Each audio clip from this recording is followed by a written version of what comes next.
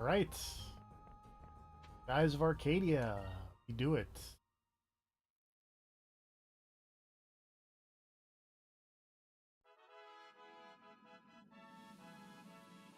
That way.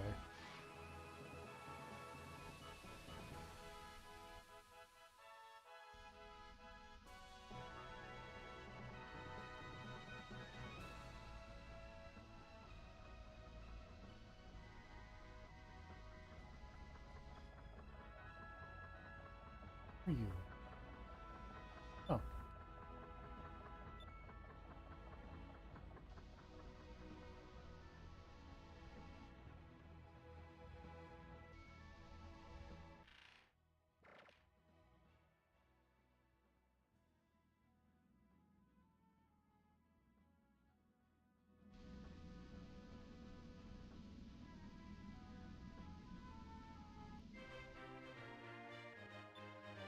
Big egg.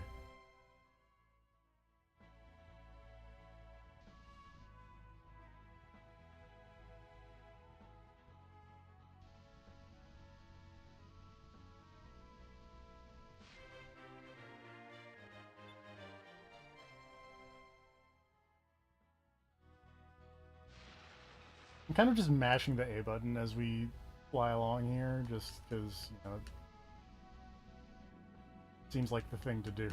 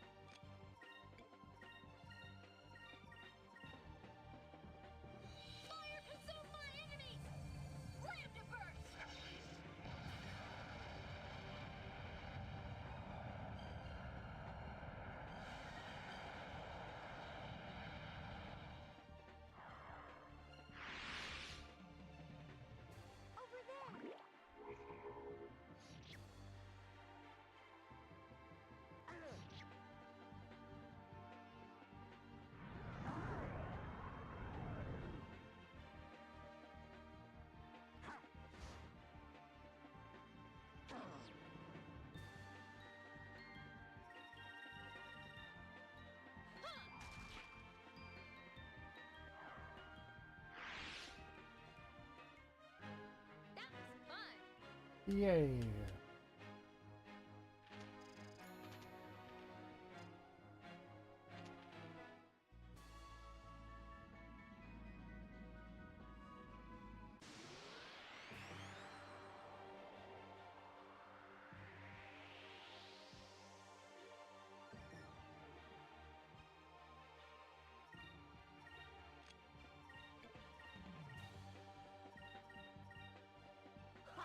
Lambda burst move remains pretty good.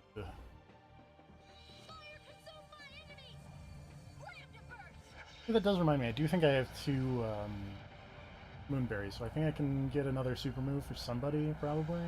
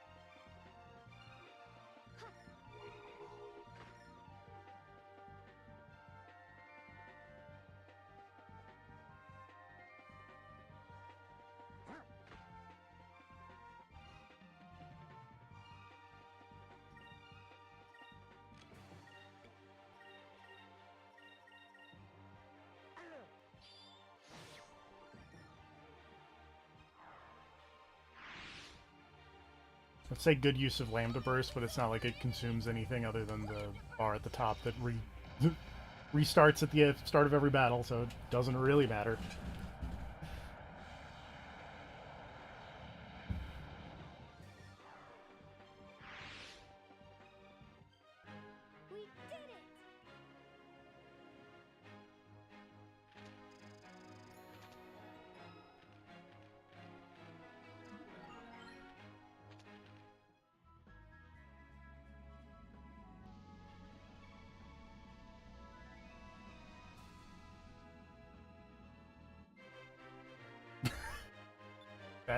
That's just a hammer.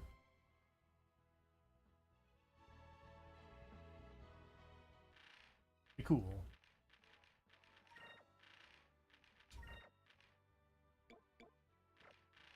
Droplets.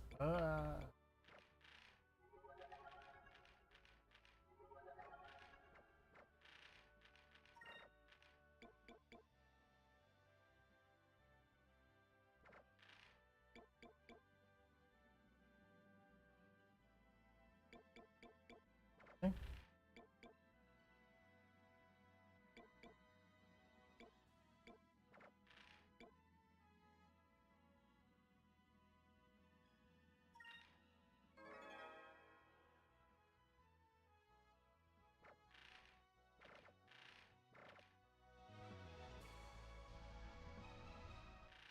Hello. Hello. How's it going? Goes well. Took me a minute to get here. Had to go shopping real quick. But Makes sense. what's up? How's the skies of Arcadia? We are now north of. The Bloodlust is here. We're north of Elaborate. Ixataka. There's a big ship called the Bloodlust.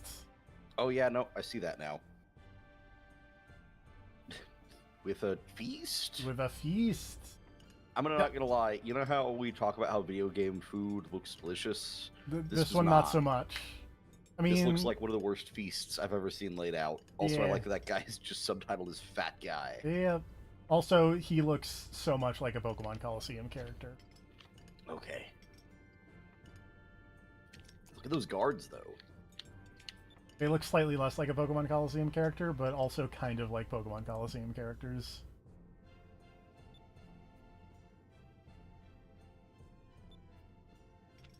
Gordo.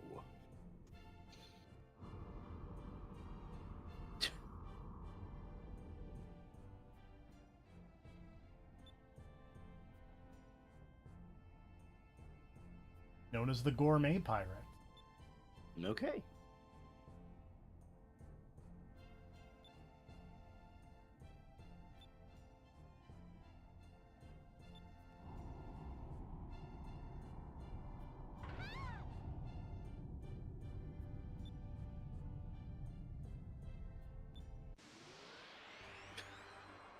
Okay. Oh, okay, there we go.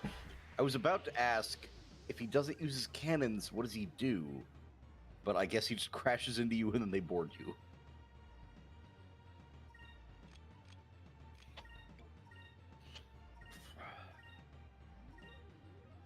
See, it is refreshing they changed it up, and this pirate battle is just a straight-up fight. Yeah. Against this guy and his goofy guards.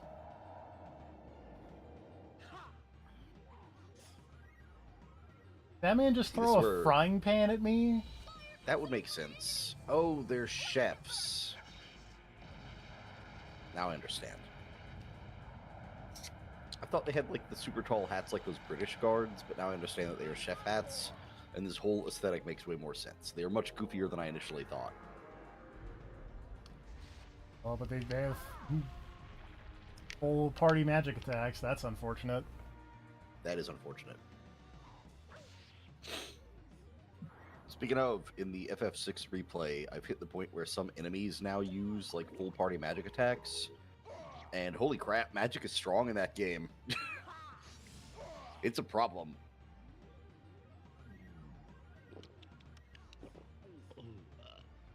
Also, FF6 continues to be fun. Yeah, I don't like But that also- his belly has jiggle physics. Well, too bad.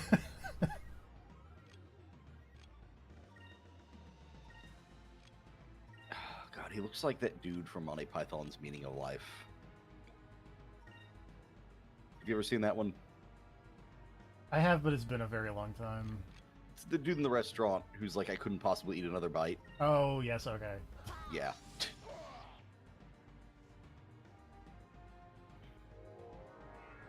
The last time I saw that, I remember that dude exploding being much more graphic than I originally thought. Because as a kid, I remember seeing that dude explode and being like, oh, it's funny. And then I saw it again, like, probably like 10 years ago, and I was like, oh, they put a lot of detail into that dude exploding, actually. It's pretty gross. It's much like, do you recall that Next Generation episode where there was that captain who thought there was a weird parasite conspiracy and that people in Starfleet were being controlled by, like, brain worms? Yes. And then at the end of the episode, that dude fucking explodes like a Mortal Explodes. Kombat Yes, he fatality. does. And it's an very incredibly absurd. detailed corpse. Like, Jesus Christ. See, my whole experience with that episode is actually very funny, and that I saw the opening part of that episode while I was getting ready for work one morning, because my cousin was watching it. And I was like, oh, okay, I see where this is going. There's this old captain, he thinks there's a conspiracy, he's losing it. They want Picard to go talk him down, but Picard thinks he probably has a point. And I was like, this is like a message about, like, you know, putting people on a pedestal and coming to terms with your older, you know, friends and family kind of losing it when they get older. You know, just like a really depressing, down-to-earth sort of episode. And then I took a shower, and when I came out of the shower, Picard and Riker were shooting a giant worm that had burrowed out of somebody's torso. And I was like, oh, I guess that guy was totally right then. Never mind. I thought this was like a cautionary tale about believing the elderly, but nope. No, it's There was in fact an evil worm conspiracy.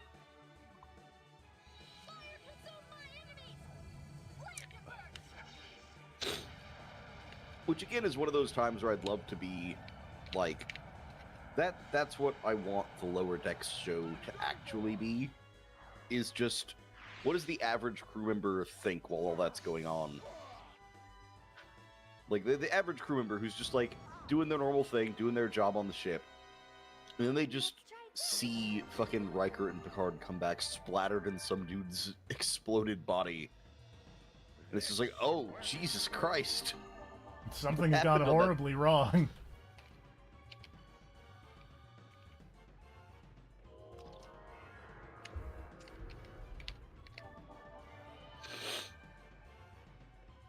I don't know, if nothing else, I would like to see a day in the life of the guy who has to, like, read the reports that you get from the starships. Also, did that dude just fully heal? Not fully. Okay. And also, that's the group heal. So he was trying to heal his buddies, but his buddies died before he got a turn. Okay.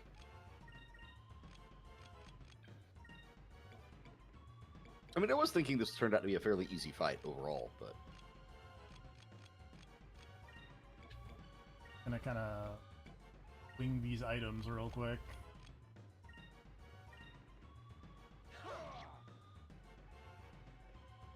Let's try this.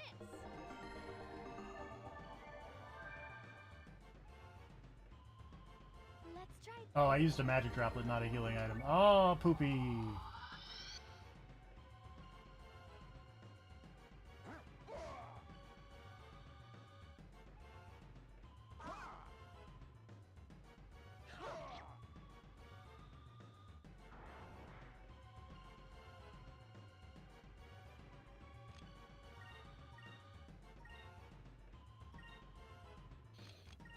At least this guy does not seem to have a lot going on. Yeah.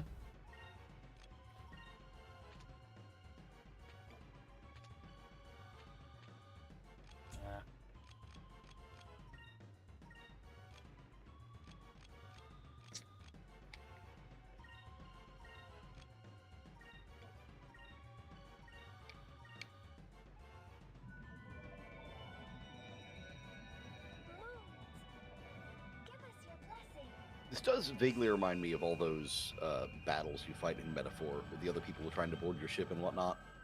Yeah. I wish...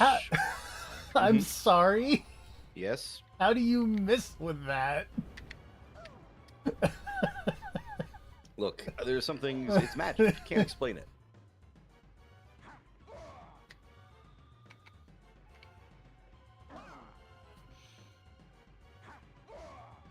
I was gonna say, I liked that idea in Metaphor of fighting all the other candidates and whatnot. I do wish there'd been some sort of ship combat, though. Would have been fun. Considering how much the game talked up the idea of the ships fighting, I wish that had happened.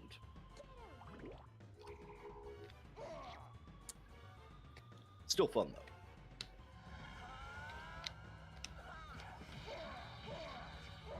Oh, I was like, there was something I was gonna mention because a friend of mine was streaming Rule of Rose earlier today. Mm-hmm. Uh, did you know that this game and that game have the same composer? I did not know that. Now you do.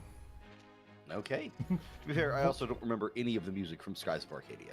That's or Rule of fair. Rose. That's very I've fair. seen both of those games in their entirety. We've talked about my weird music Yes. blindness before. Like, I played through all of Doom the Dark Ages. I couldn't tell you what any of the music sounds like until I went back and listened to the OST on YouTube and was like, man, this music's great.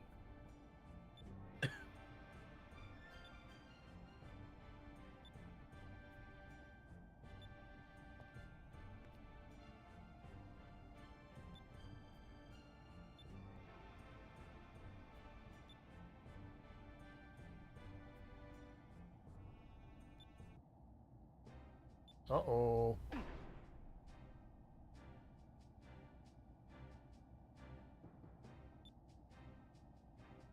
Don't reveal my tragic backstory. Me and my Waluigi chefs will get out of here. Oh, yeah, I didn't notice the smile on those guys until just now. Yeah. They look like the We Happy Few dudes. That too. Rumph.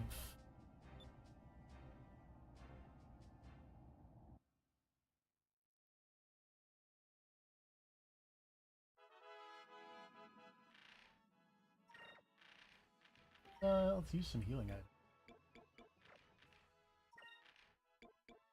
Hello. Hello.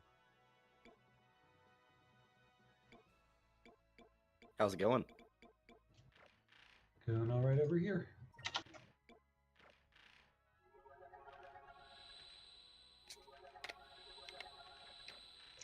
I dozed off a bit towards the end of yesterday's stream. I assume you were able to take out that green giant. Yes.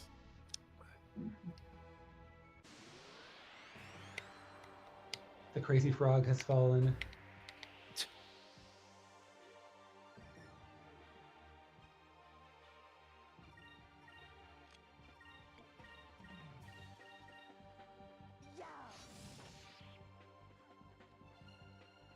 I was looking at a wiki for this game the other day. I forget. Oh yeah, I was looking up spells when you needed to figure out something that would petrify, that you found it first.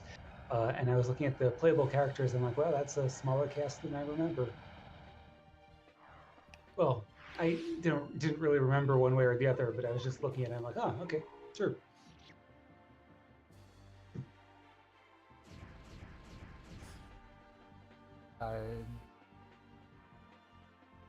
So, like, I do eventually get the ability to like swap out party members. I assume at some point. There's more than 4 people you get in this game. Okay. And the way I remember it, yes. I don't think it's like Final Fantasy IV where people keep dying in the background to open slots in your party.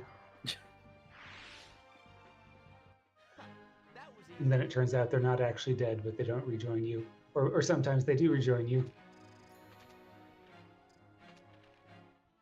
Yeah, I never saw any of the other characters in this game. I never made it that far, but these 4 I do remember.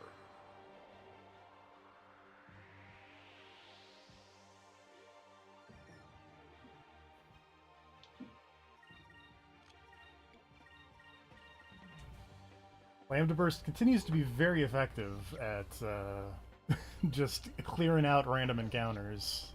I mean, it turns out just setting everything on fire is fairly effective against most things.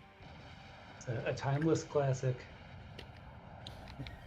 Spoilers It's for like- the Call of Cthulhu campaign I'm going to be involved in, but that's basically my character setup. Yeah. It's like I Or at once least heard their someone backstory.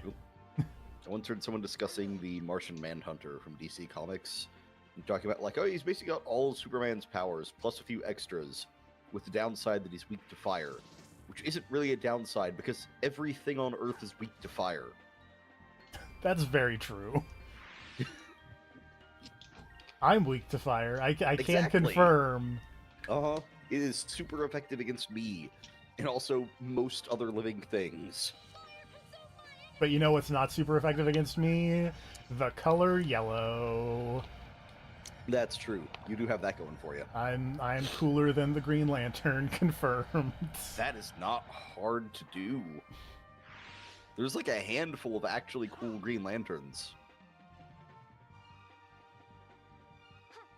None of the main Green Lanterns even make it into my top 5 coolest Green Lanterns. What about the math equation?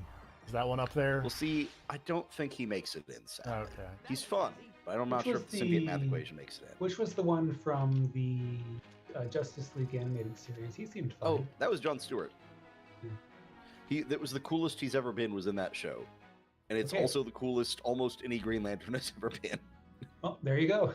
Uh-huh.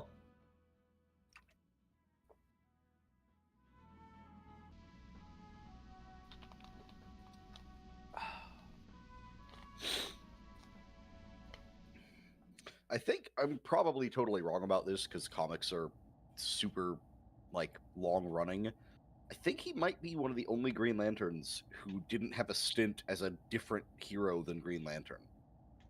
Interesting. Like, usually there's an arc where the Green Lantern loses his ring and becomes some other hero for a little while and then gets his ring back. Maybe I'm mostly just thinking of Guy Gardner. Well, because they got to do an arc where the hero proves that they're more than just the ring. So, you know. I think mostly I'm thinking of Guy Gardner, actually, now that I look back. Because Hal Jordan, aside from that time he became evil and crazy and was possessed by a space bug, but he was still sort of kind of Green Lantern at the time. Is that when he had all that very famous cover with all the rings? Yes. Yeah. Because his hometown got blown up by Cyborg Superman and Mongol. Because they wanted to turn Earth into a giant engine and fly it around. So they As started one by blowing does. up Green Lantern's hometown with a UFO. And then he Was tried to there- fight Mongol and got his arm broken. Was there a reason for that, or was it just like the Yeah, Spider-Man dinosaur thing because I can? Well, Mongol just wanted to turn Earth into a crazy war world and fly it around in space like a spaceship, but Cyborg Superman did it because he's actually the DC Universe equivalent of Reed Richards. And he was really mad at Superman for not saving the rest of the not Fantastic Four when they went into space and got exposed to cosmic radiation. So they all just died of radiation, but he lived and got weird superpowers that turned him into a computer equation man, and he put himself in a robot body and then became Cyborg Superman to try to ruin Superman's reputation. Man, Uh, comic books. Yep. No, that whole character, Hank Henshaw, started as a parody of the Fantastic Four, because DC was like, if you went into space and got hit with radiation, you just die. Let's make fun of that in a comic. Are they the people who showed up in that one Doom Patrol bit? Maybe? This is like the Hold on. somethings of tomorrow or something. Hold on. Also, DC and Marvel making fun of each other is very glass houses. Oh, yeah, yeah. No, the idea of mocking the origin of any other hero is silly. You mean the Uncharted? TFP? No. Okay. So it was a different I thing don't then. remember who you're talking about. It might have been in a season Because after they were you called like the stopped. Pioneer. They were called the Pioneers of the Uncharted in the show, apparently. Okay.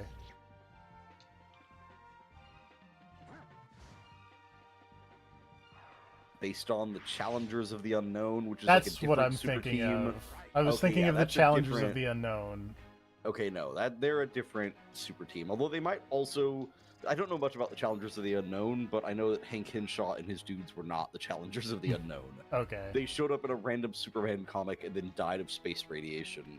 Except for Hank Henshaw, who is immortal and a robot man.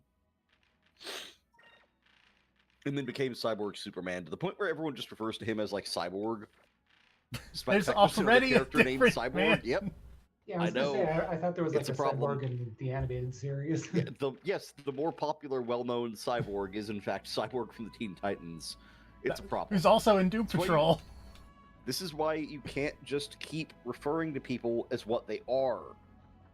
Like, you can't just call Martian Manhunter the Martian because there are multiple Martians, and it becomes a problem.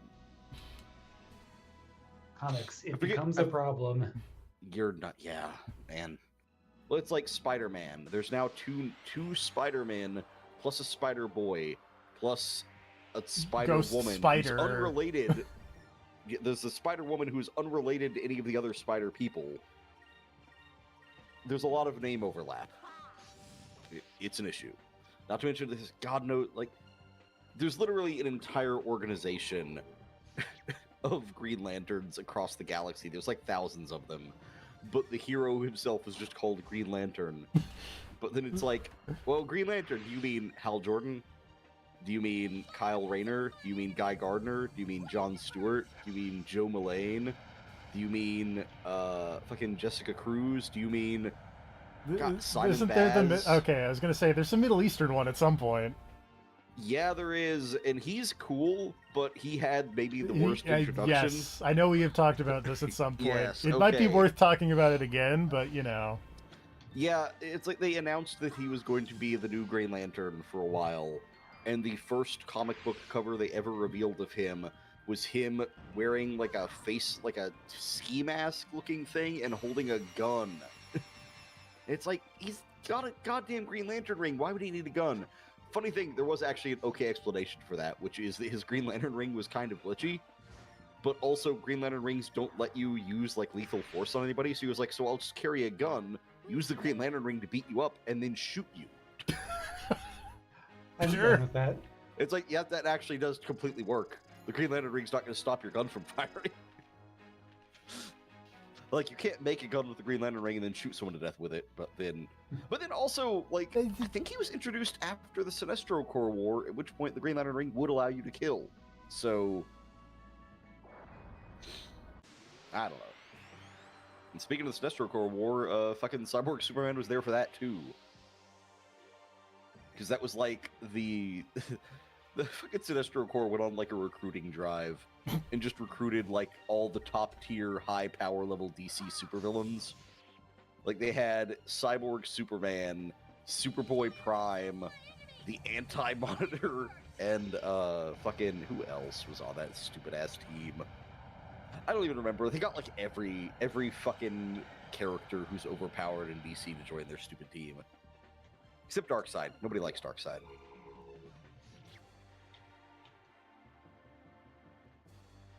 Darkseid, not a team player. Really not.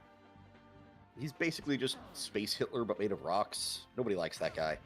I thought Doomsday was made of rocks. Doomsday's made of, like, bones. Oh, okay. He's got bone spikes. Right. Right, and Darkseid's like the guy with... he's in, like... He's voiced by Michael Ironside. Yes, there we go.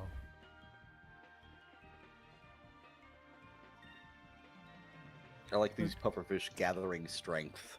Also, that he was in Mortal Kombat versus DC Universe, I think. Which is... Yeah, he got turned into Dark Khan. Yes, okay. I hate that that's my main point of reference for Darkseid. I mean, look, man. That's where you know him from, you know? That's how you get exposure. Those fucking Use it, old pufferfish Superman. gathered power real good. Jesus Christ. Look, it's Going fake. 1,000 Did what it needles in your said. ass. Also, it also may be the old Superman cartoon as well. Yeah. Well, he was in that. He was in the Justice League cartoon. I think he was in both. He was in Justice League and Unlimited.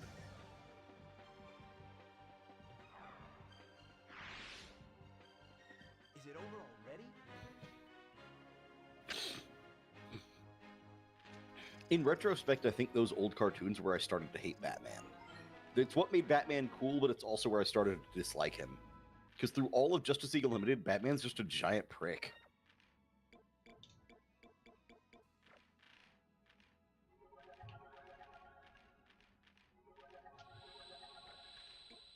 But yeah, God, I don't even remember who else was involved in the Sinestro Corps nonsense. It was very silly. And I guess Sinestro was involved in the Sinestro Corps nonsense. Oh yeah, no, he was there. my contribution to But- this. Yeah, but after that, it turned out his whole plan was to start a war with the Green Lantern Corps so that the Guardians would change the rulebook of the Green Lantern rings and allow them to use lethal force. Because he was like, nobody's going to be afraid of space cops if the space cops can't murder you. So then he did the Sinestro War to make Green Lanterns able to kill, and then was like, I did it, I won. And then he got out and just kept doing his Yellow Lantern Corps thing. So it's like, but the whole point was the thing you already got. Why'd you just keep making rings? Also, I'm not sure how good the message of space cops should be able to kill people is. I mean, that was the message. That was the... To be fair, at the end, the heroes did defeat Sinestro without killing him, and their point was we don't need to be able to kill you. We'll just beat you. And then they found out that the Guardians had changed the rules to allow them to kill, and they were like, oh, those Guardians, they played right into his hands. They didn't, like, change the rules back or anything, though. They can still kill you. Like, they kept the guns. They're not going to give those up now.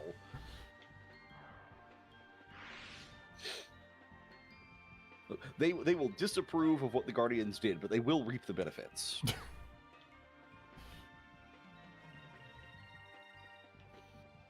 Let's see.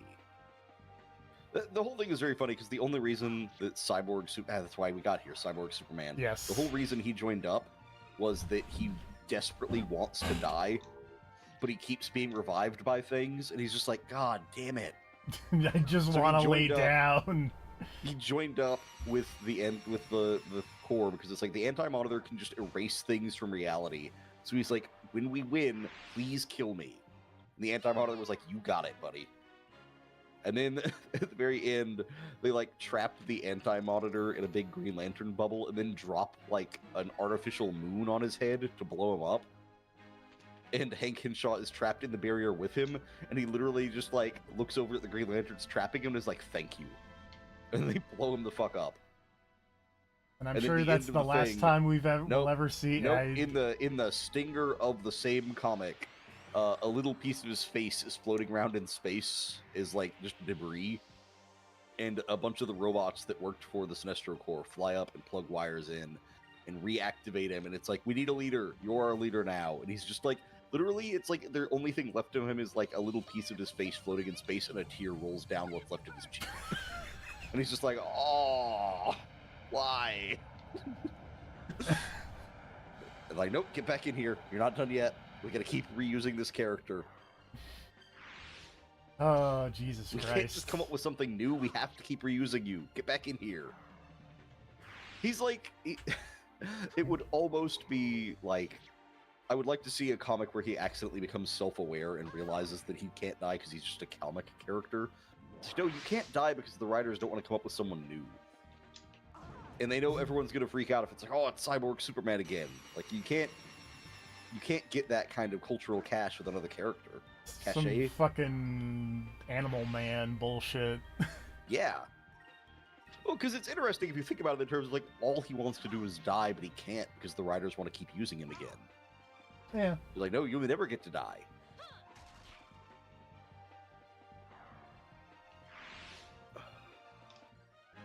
We did it! Oh, speaking of Doomsday, though, it's actually funny. They recently in the comics revealed that there's been like an evil character from like the 60s named the Time Trapper who fights Superman sometimes. Sure. He just looks like a dude in a robe, does evil shit with time, and he fights Superman, and Superman defeats him. But the whole gimmick is that every time they've revealed his identity, it's been someone new. And it's always like, well, because the timeline is changing, so who it is always changing. And it's like, that's kind of a fun idea. Mhm. So, like, one time it was like Lex Luthor and shit like that. But the recent reveal was that the Time Trapper this time is Doomsday, who, over, like, centuries of being killed by different heroes, got intelligent. So it's like a skinnier Doomsday who's just like wearing a robe and like talking like a normal person. And when Superman sees him, he's like, "What the fuck is this?" It's very funny. Also, just really weird to see like a thin Doomsday.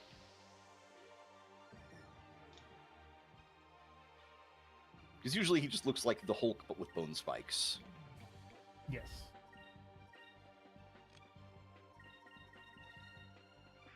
It ran away before I could hit it. Lame. But yeah, my point here is that 99% of Green Lanterns are lame. Which I guess is the idea. Like, when you make that many characters, like, most of them are going to be misses. And to be honest, I think the ones that are cool are mostly cool because they don't get a lot of focus. They're allowed to just be a side character. You hear one or two lines about every now and then, and it's like, yeah, that guy's cool.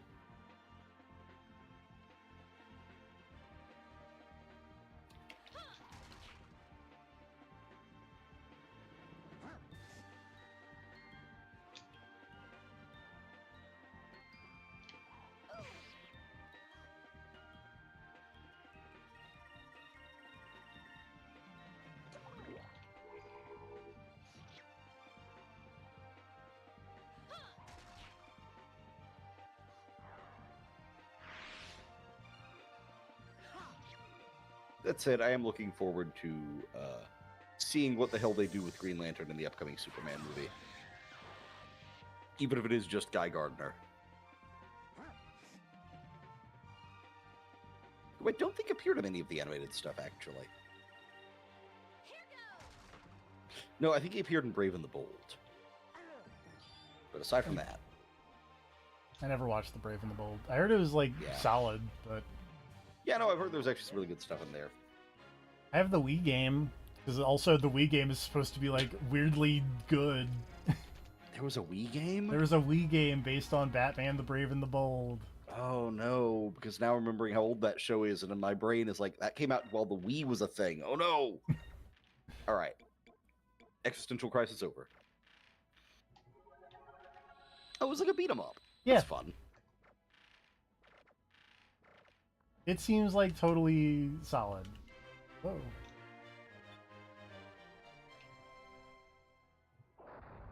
Evil wizards and mysterious disappearance.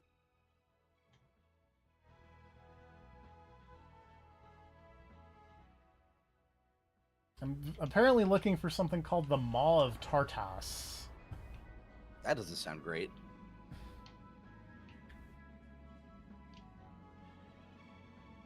I've also kind of fully just, you know... For these sections where it's like, okay, where am I going? I've fully just committed to looking at this walkthrough.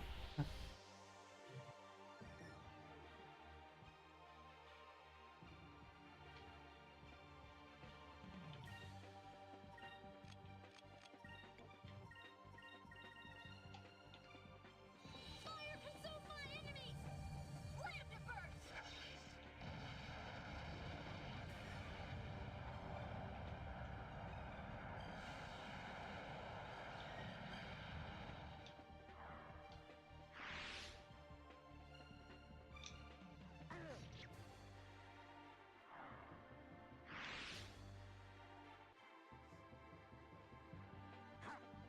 I'm distracted by looking through screenshots of that Brave and the Bold game.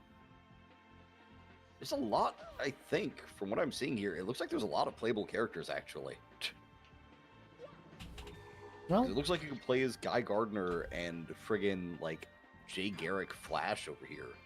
Unless maybe those are, like, strikers you're calling in, I'm not I sure. think they might be strikers, but Okay. I'm not sure. But also, you know, I've streamed worse things. It might be a stream one day. Oh, because I can see Hawkman over here, and it looks like he's got a health bar.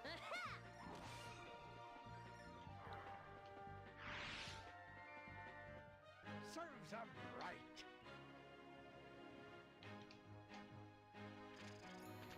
Very bizarre, very strange.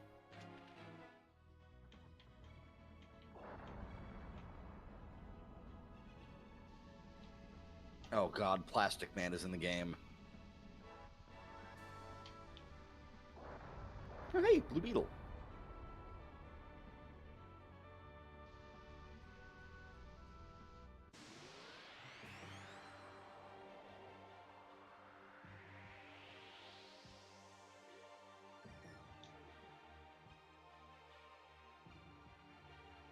I do like that one of these screenshots is just fighting dudes on what appears to be a spaceship.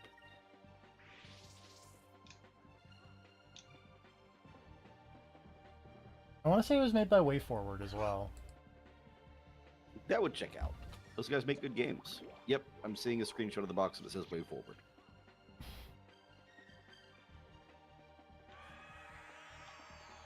It is the only non-Lego Batman video game released for the Wii and DS. All right, the picture on Walmart.com of the box art is so blurry that I cannot read any of the text. But if I stare at the blurs and look at the shape of the words, I can tell who some of these characters are. I will say, Sort of. Wikipedia does say co-op screenshot of Batman and Hawkman fighting enemies with Jay Garrick summoned as a striker in the fight. Okay.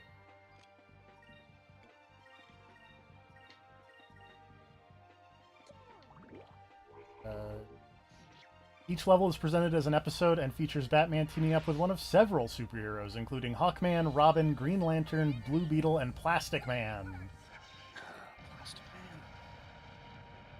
Players have access to several gadgets and can also summon another jump-in hero to perform a powerful attack.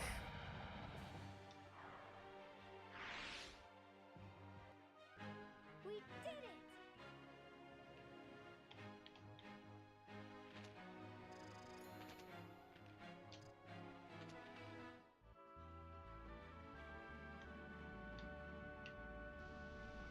Maybe I wasn't supposed to go, like, up here into the mountain zone.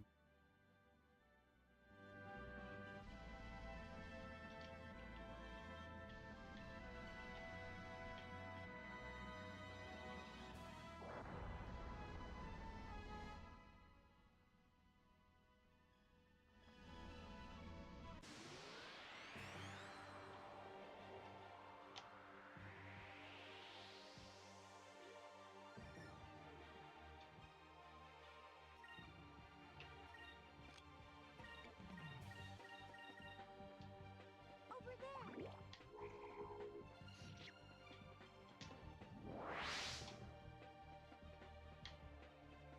Fire consume my enemies! Flametiverse! That was fun!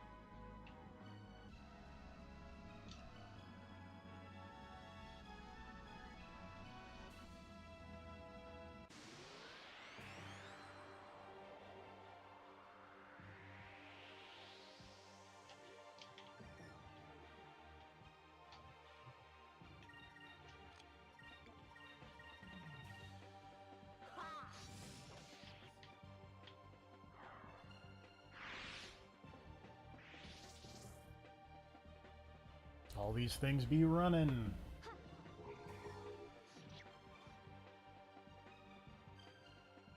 Fire consume my enemies! Flametiverse!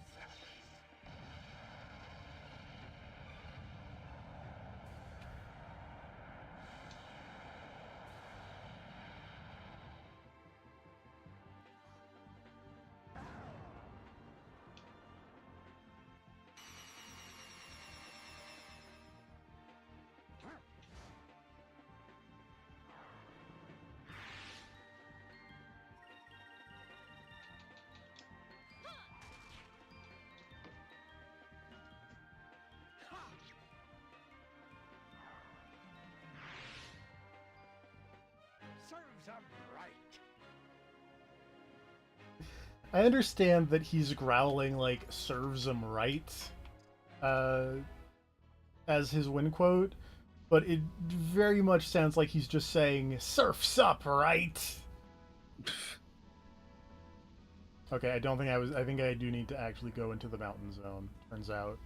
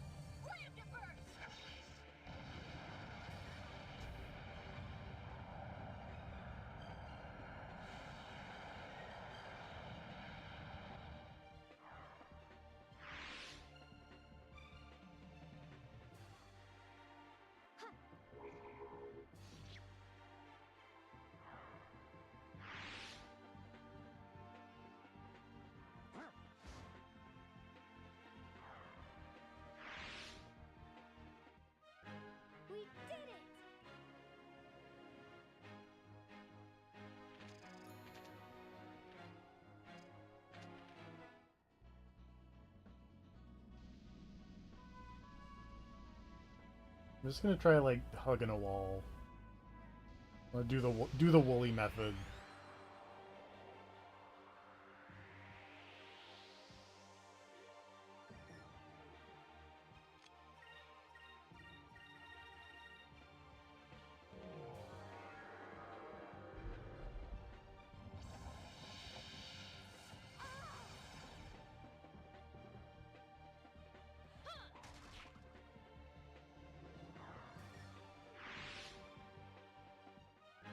We did it!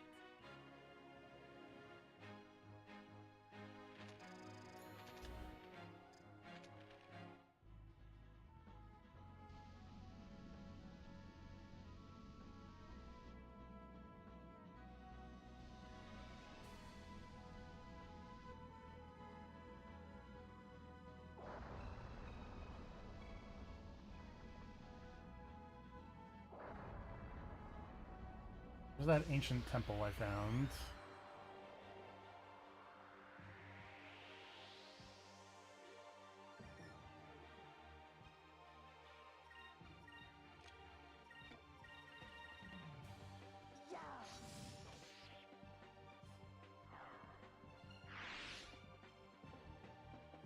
Fire consume my enemies!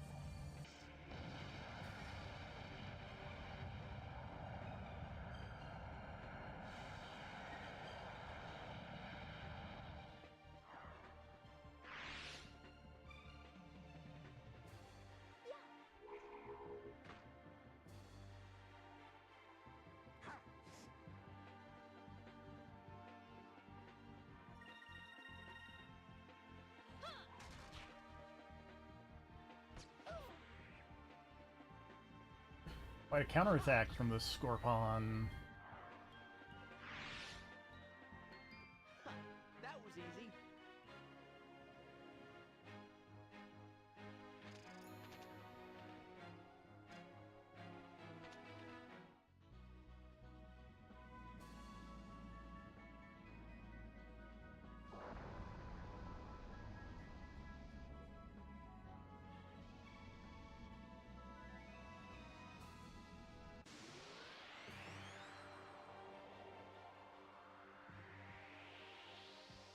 This random encounter rate is severe.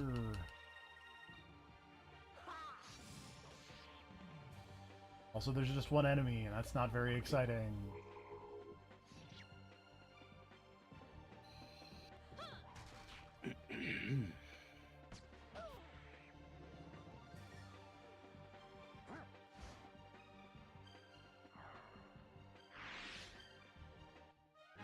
We did it!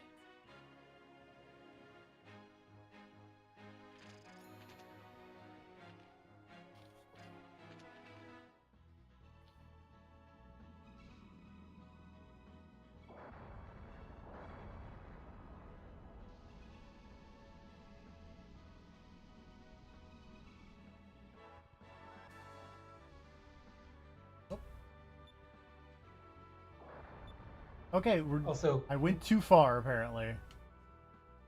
when you were talking about Cyborg earlier, and I was like, wasn't there a Cyborg in the animated stuff? I think I was actually thinking of, I think his name was Machino? Metallo. Metallo, thank you. God. Oh yeah, Metallo is a cyborg, but he's not called cyborg, so it's fine. Ah, Yeah. He's just like a I remember in the Superman animated series, he's like a mercenary who gets turned into a cyborg, and it's like a kryptonite heart. I don't actually know what his backstory is in like most of the other stuff, because Metallo's never been interesting unless it was in that animated show. He's like the Yeah. first or second boss in Superman 64. Yeah, that checks out. which is based on the animated series, so there we go. That is true. Well, he's That's why it's literally so got good. he's literally got kryptonite built in, so it's really easy to make him a boss for a video game because you don't have to explain how he can hurt Superman. Mhm. Which personally, I always preferred the Death and Return of Superman games version of that, which was just shut up, it's a beat 'em up. You have a health bar. If Well, the enemies hit you, it's gonna hurt. That's how this works. You Play the don't fucking game. you don't like going into the computer simulation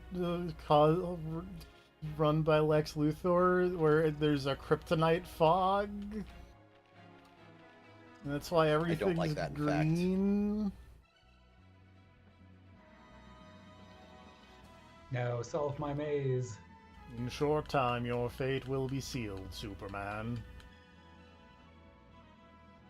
Also, I'm pretty sure I've showed this to TFP before, but I'm just going to post this in the Discord. I appreciate that in the Superman comics, they made a reference to Superman 64. Oh wait, that picture got horribly distorted on Discord. About to open that link. I remember you talking about this, and then...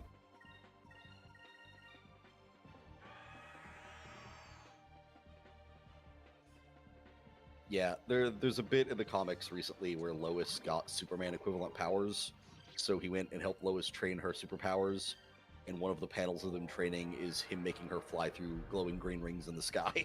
Great. That's a good nod. Yep.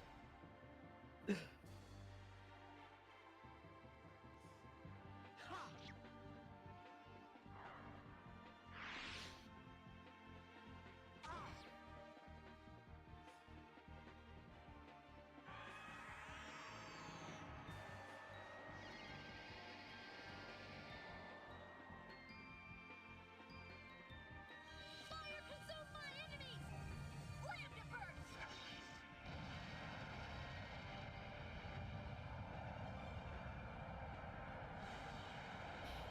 Anyway, a thing that I will not be streaming, Superman 64. Yeah. Although I do have it. No, I'm not. No. There are some things you just shouldn't put yourself through.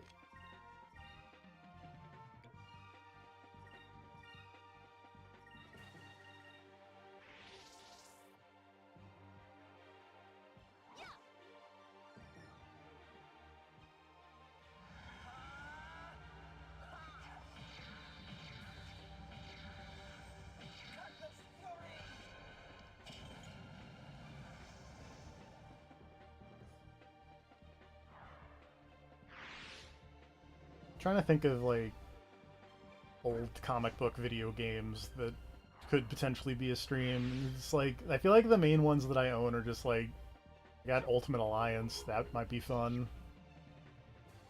Ultimate Alliance was a good time. X-Men Legends, which is just I think Ultimate Alliance before Ultimate Alliance was a thing. I really loved X-Men Legends back in the day because it gave you like a viewpoint character to play as, and you got to like run around in the X-Men mansion and talk to fools, and it was great. I would probably like X-Men Legends more now if I played it, gameplay aside, because like I would get a lot more of who all these characters are. Because back in the day, I only knew the X-Men from like the show. Now I've read more of the X-Men. I know people like Beak. I don't think I know. Does Beak have a beak? Is that his mutant? Their mutant power? Beak's mutant power is one of the best examples of why mutant powers aren't always great, because Beak has the physiology of a bird. Oh no! Does that mean they have like hollow bones? Yes. That's bad. So he has a beak, he has hollow bones, he looks kind of like a plucked chicken. That's it. He can't fly, he's featherless. Oof. It's shit. His power is shit. It's totally garbage, and he looks like a plucked bird man. Which is really funny because there's a comic way back in the day. I don't remember who wrote it, but Magneto's doing his usual spiel of like mutant supremacy, and he's up on the stage telling all these mutants they're like the master race. And then Beak walks up on stage with him and is like, "Yeah, guys, let's go," and completely derails the whole thing because people start questioning the mutant supremacy thing when they see Beak. It's like, by his own existence, he disproves Magneto's eugenics bullshit and completely foils his plan. Amazing. Which to me was also Beak's plan, because he was like, God, Magneto's a fucking tool. That was easy. So he was like, yeah, let's see how all these like young mutants with cool powers think when I walk up there. And I'm like, yeah, man, us mutants, right? And they're like, oh. Today they would probably do that with somebody like Glob. Glob, who's a very different character than Blob.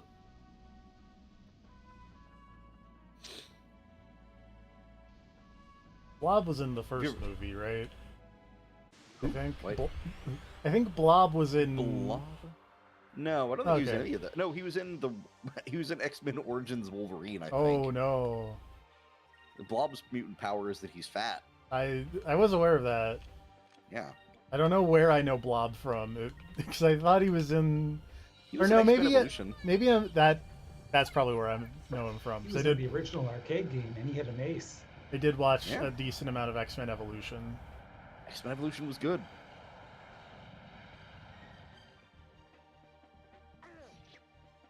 The I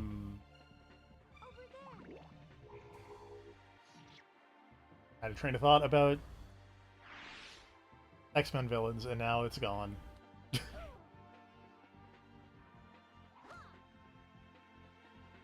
I was like, but I thought they turned the Senator into Blob, but then also I think he just No. like melted and died. Yeah, he just turned into water and splashed off the table.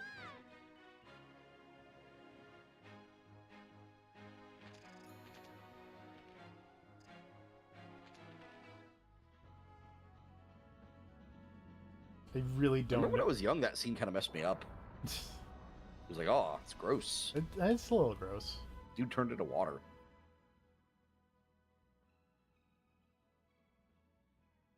I really wish I knew where I was going. What is this? It just says travel back to Valua and descend upon the maw of Tardis. That's all Okay. it says. I mean, where the hell is Valua? I yeah, mean, you're I'm there. yeah, I'm in Valua. You're hovering over the capital, which seems like a bad thing to do, but you know.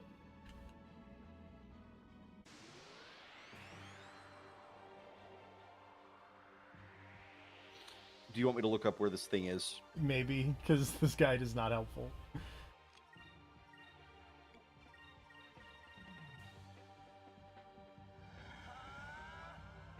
It's a series of underground crevasses. Where is...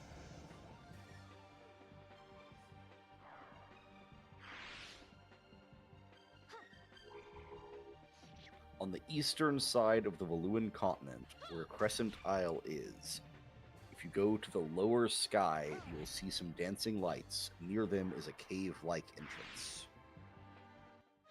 Do I need to go under this zone then? I believe so. Okay. I believe you have to enter from, like, lower.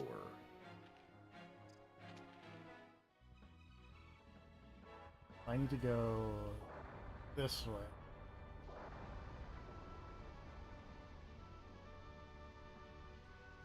Someone else says if you go to the lower sky and head due west from Pirate's Isle. I don't think I can even get to Pirate's Isle anymore, or at least not from like this part of. I am merely reading the instructions. Fair enough.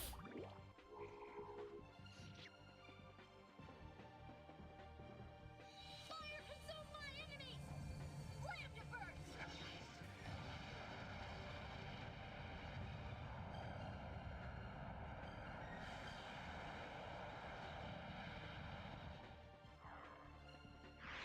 But yeah, I remember X-Men Legends being a really good time, but I also remember being disappointed that there was never one of those games where they let you, like, make a character.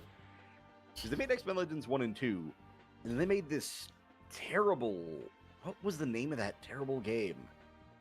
Are you talking about the hold on. X-Men game, or Yes, there was a terrible X-Men are you game. talking about X-Men Destiny from Silicon Yes, Knights? that's what I thought it was called, and I just googled it, and yes, X-Men Destiny was terrible. It's real bad. Which sucks, because that should have been, like, the next logical evolution of, like, X-Men Legends, because it lets you pick a side, which is a cool idea.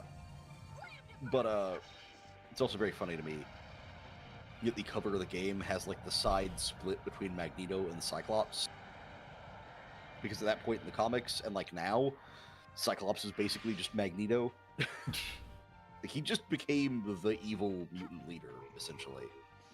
Although he's kind of balanced out again now.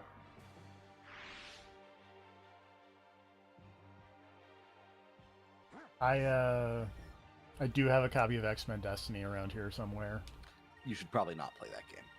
I've played half of it and went, I'm good. Okay.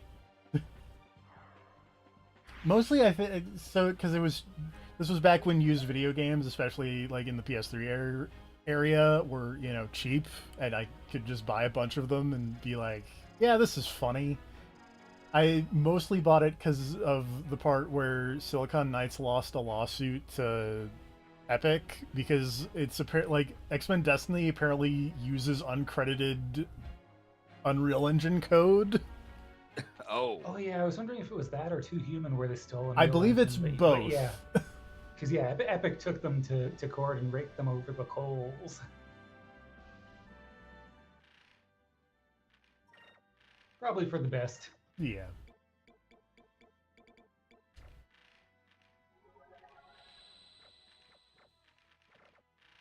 And then I saw it at one of the game stores for $7, and I went, yes, this is a good use of my time. Mhm.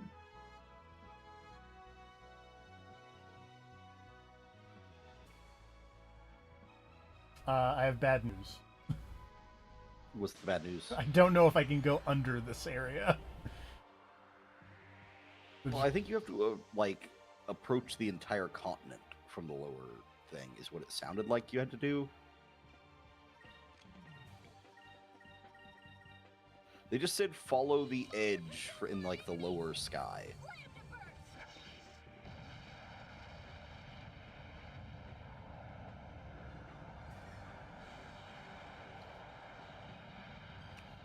I'm not giving up quite yet, but because I might know where they're talking about.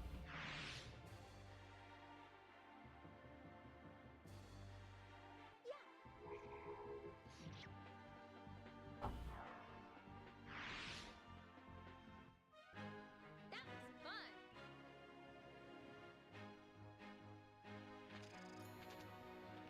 For the record, I found footage of someone else going to like the mall or whatever, Mm-hmm. and like this looks miserable.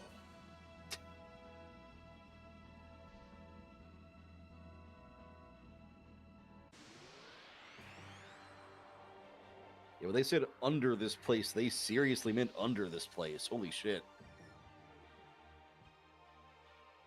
So I'm in the right elevation here. I was just in the wrong spot. It seems. Over there.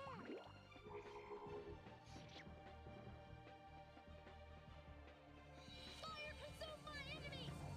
Flame devour. Yeah, it looks like you literally go under the entire continent. This would be a much less frustrating search for all these random encounters. You're not wrong.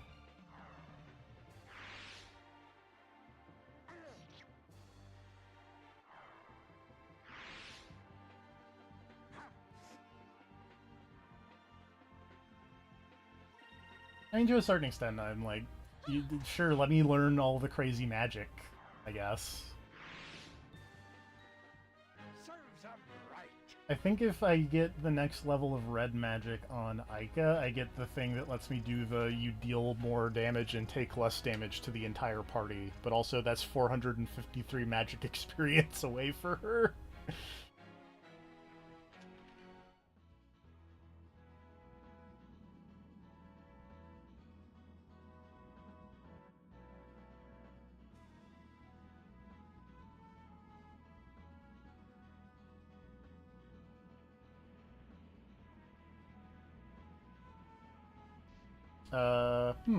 Interesting. Okay. Maybe the other way?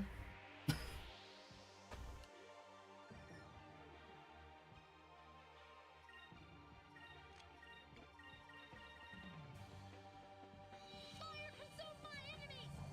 Flame devour.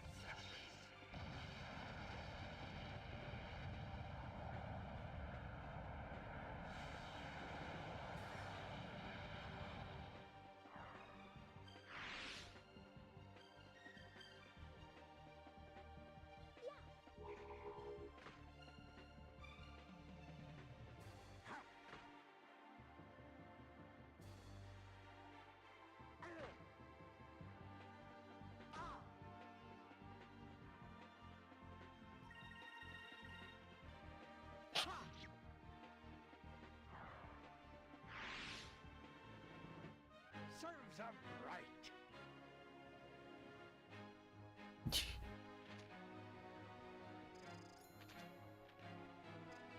Apparently there was some indie show that ran today for like 4 hours and was just non-stop trailers.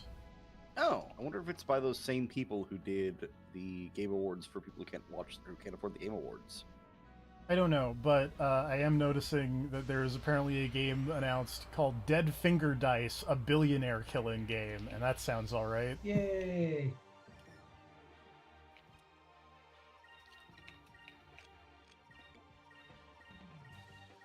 Also, it's got cool art on the front, or on the front, on the thing. The person who I follow who was summarizing some of this stuff. Okay, yeah, I don't think it was those guys. Dang, now I want to see that. It's the problem with sleeping through the middle of the day these days is that I do miss things like that, and I will miss that PlayStation thing tomorrow.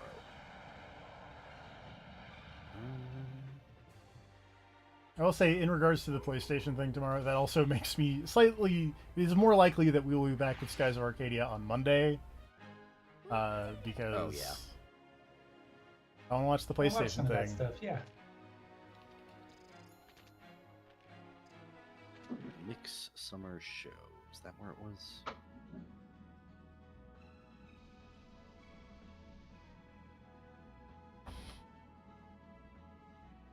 I'm just gonna... I'm seeing a 2-hour stream called the Mix Summer Show. Yep, that shows up on that Google spreadsheet doc I had from a while back.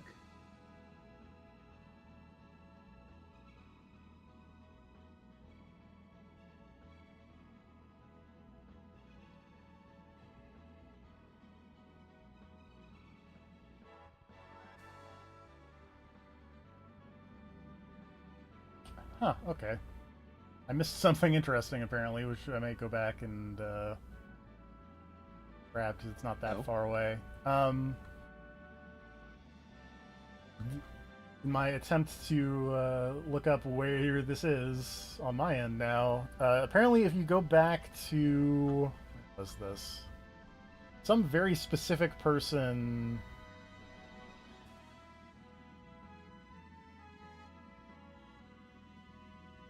in Horteka, you get an item that boosts someone's hit points by 200. Not bad. It's also, in the Dreamcast version, this is the only one of those in the game. There's apparently another one somewhere in the GameCube version.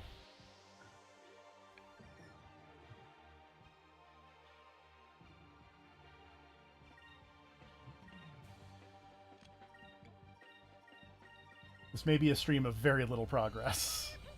They happen.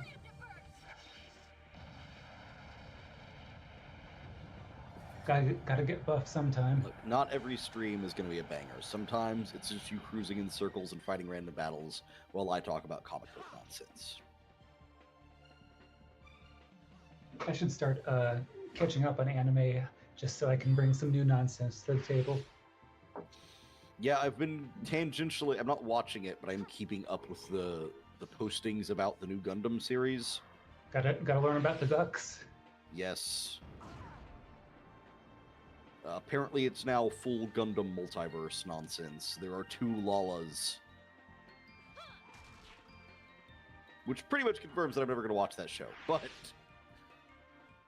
Serves 'em Apparently I was looking for Stonehenge. Sure. Oh, okay. There's a Stonehenge thing somewhere. Alright. Now we know. We will deal with that once we take a brief I'm also trip back to Ortega. I'm quickly scrolling through that Mix Summer Showcase, which I assume is the thing you were talking about. Let me see if I can figure it out real quick as I fly backwards here.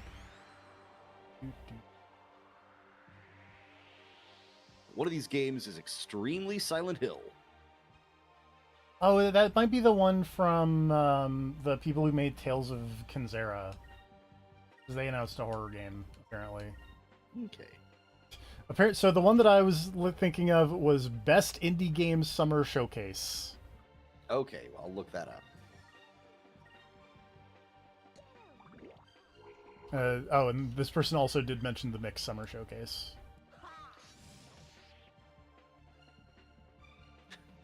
Well, I tried to search for that, but I horribly misspelled indie, so let's try that again.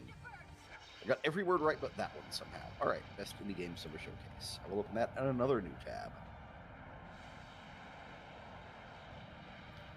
The not Silent Hill in this other show that I watched looks cool, but also it's going to be really hard for any not Silent Hill to beat Sorry We're Closed. That's true. Is it called, like, Sorry We're Dead... Closed is... Oh, sorry. Is it called, like, Dead Take? Is that the... No, it was Okay. called Becrowned. Then it was not the one from the Tales of Kinzera people. Okay.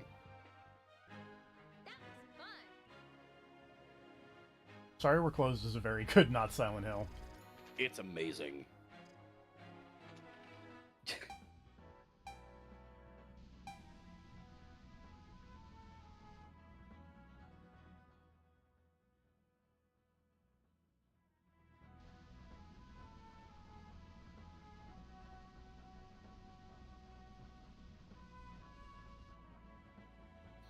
That was one of the worst trailers I've ever seen.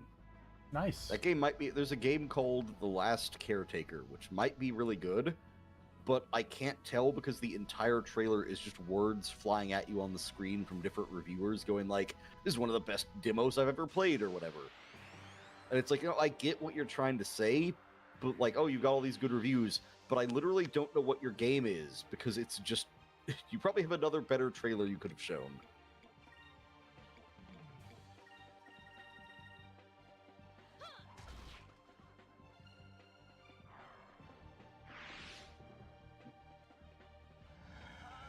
Looking at summer anime, and there's one where the plot is it's like zombies, except instead of turning into zombies, you turn into cats. I'd... TFP would probably just get bit immediately. Yeah. To be fair, being a cat seems like it would be nice sometimes.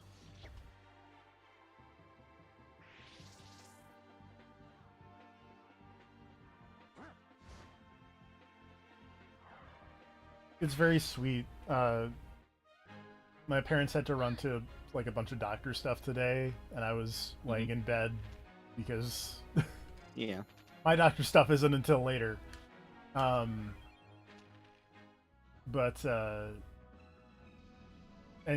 you can always tell when like my parents have left and are back because one of my cats would just excitedly get up in the window and start meowing very loudly and pawing at the window, just like, "You're back, come in, I missed you." It's very sweet. That's a very friendly cat. One of my cats is extremely friendly. The other one, I can tell when people leave because the other one makes just the saddest meows you've ever heard when people leave. I had a dog who would like lose its mind if it was ever left alone in the house. It made me really feel bad, but it's like I don't know what to do about this. Just had abandonment issues. Also, random game from this summer showcase was it's like a side-scrolling beat-em-up slash shooter crossed with something like Wild Guns. Looks really cool. It's called Neon Inferno.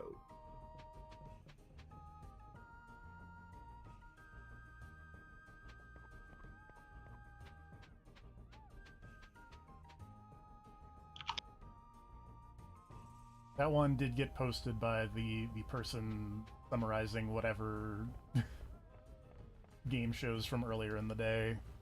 I follow. Because this one also showed off that Dead Finger Dice game, so it seems like there's obviously some overlap happening in the trailers department, but... He also could just be summarizing the mix one. It's... Yeah. He was talking about the other one earlier. I just...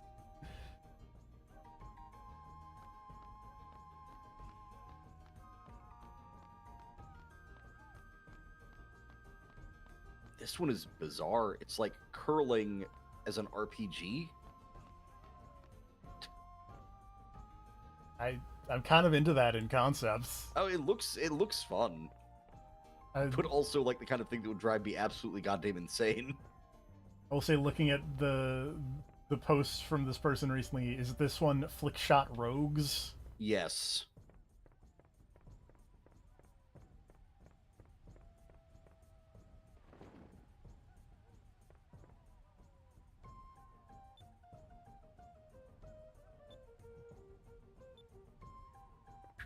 What is this? Some kind of racing game. Everyone's on jet bikes. I think that guy was swinging a chain.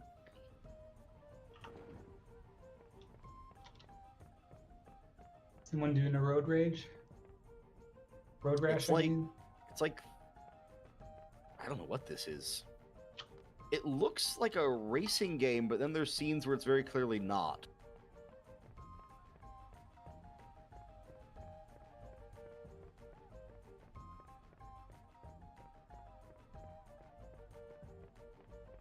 Airframe Ultra. Okay, I think this person is watching what you're doing, because after they posted about Flickshot Rogues, they posted Airframe Ultra. Yeah. This next one also looks super cool.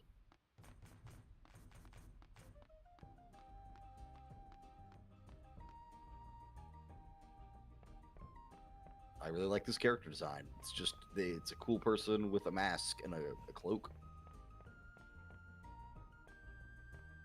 Doing sick ass throwing knife and jump kicks.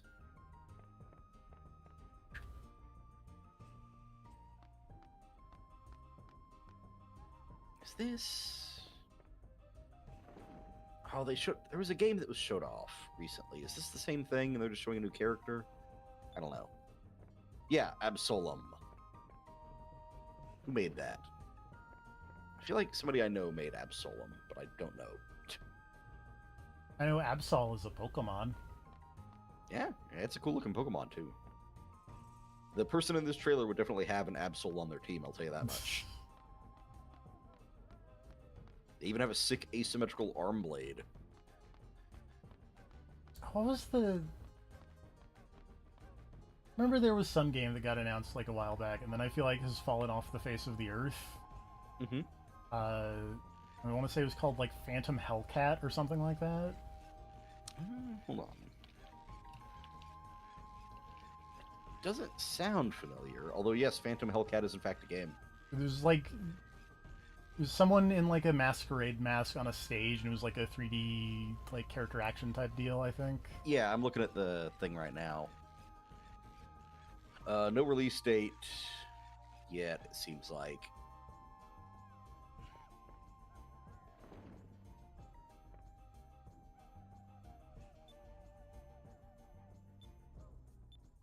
There we go. This is the thing, this Tropica, that's apparently a... So as of February of this year, someone said that apparently the studio that was working on it had some payment issues, Whoops. and that a bunch of the people who were like the media managers may have quit. So that game might never come out. Well, But there's been no updates on it for like 2 years-ish. that that tracks. Yeah. That's a bummer. Yeah. Because I just now learned of it and looked at the screenshots and it looked cool. It had a good trailer at one of the Keeley shows, I think.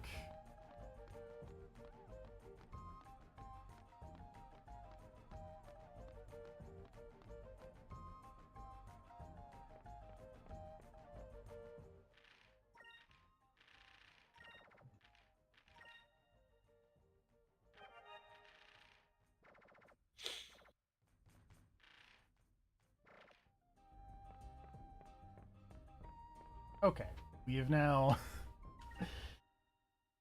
taken this diversion to get the thing that increases someone's hit points by 200, All right. which we have given to the lady with no hit points. Is that a consumable or an equipable? It is a consumable. Thank God. It is just 200 permanent Just hit like- points. Yeah.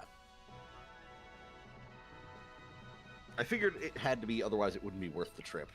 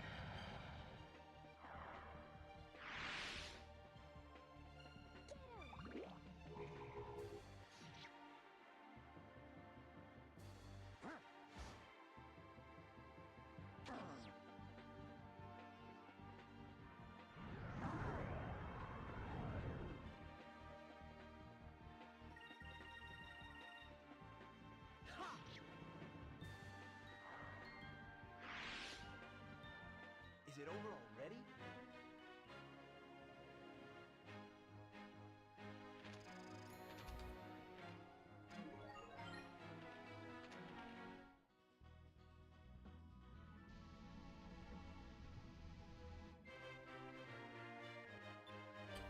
already? That's so dumb.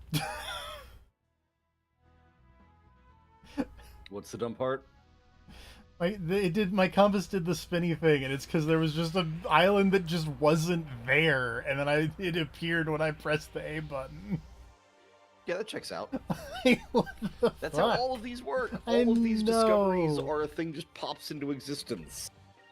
But like normally, it's not just an entire island just appears. Fair enough.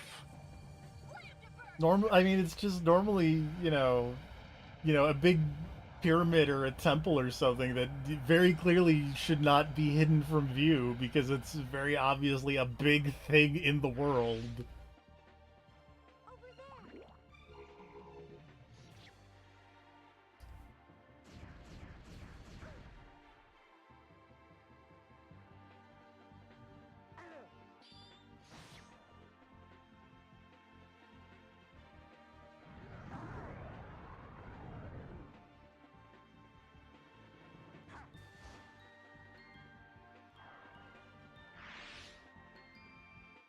We've finished them off.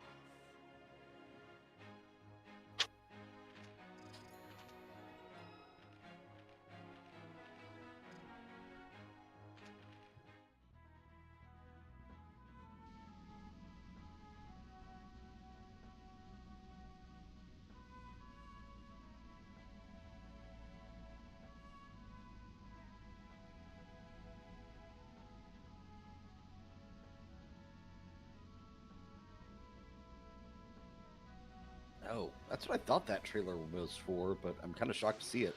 Apparently there's a Little Nemo game coming out. Another one? Yeah. Quarter 1, 2026.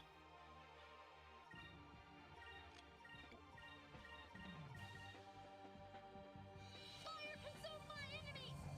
Slam to burst!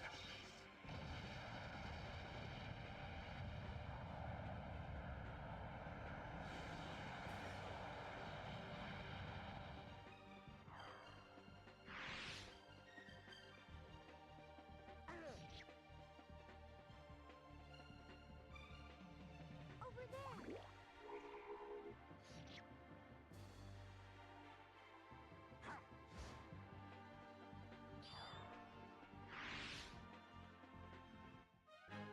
That was fun!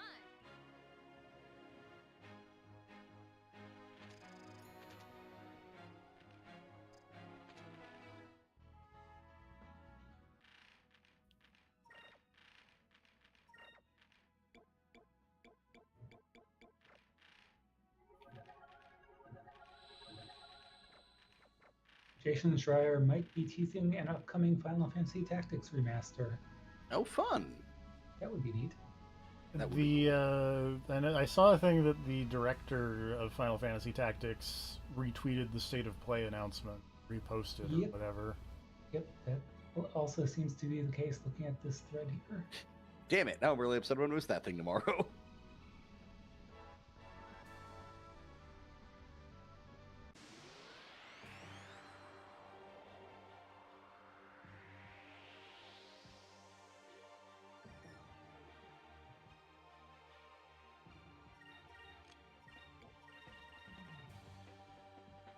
Fire consume my enemies! Slam to burst!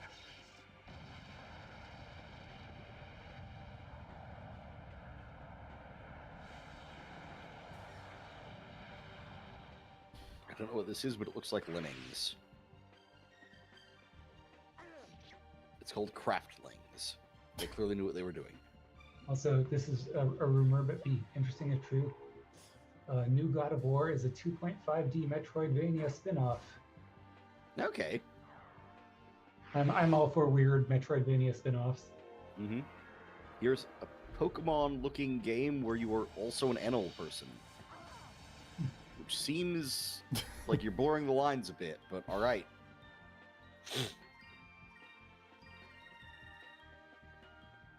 I mean, none of these not Pokemon look super litigious, so. They got that going for them over Pal World. Oh, you can also just play as a human wearing a llama suit, apparently, in this game, which is weird, but all right. Sure. That was fun. You can decorate a house. This looks like a 3D not Pokemon. I would like one of these not Pokemons to be good. Oh, I found the Maw of Tardos. Yay. The long Yay. national nightmare is over. Oh, this is pretty not Pokemon. Okay, that is just a Yamask. Some of these are pretty close, I'm not gonna lie.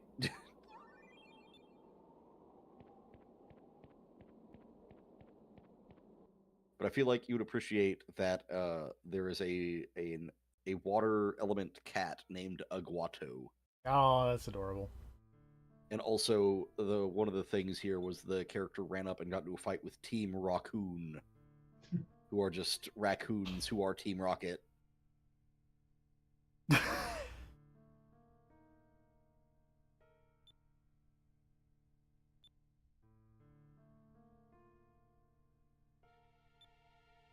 I don't know. That's kind of been my favorite part of like recent Pokemon is the part where the evil teams are just like straight up not evil.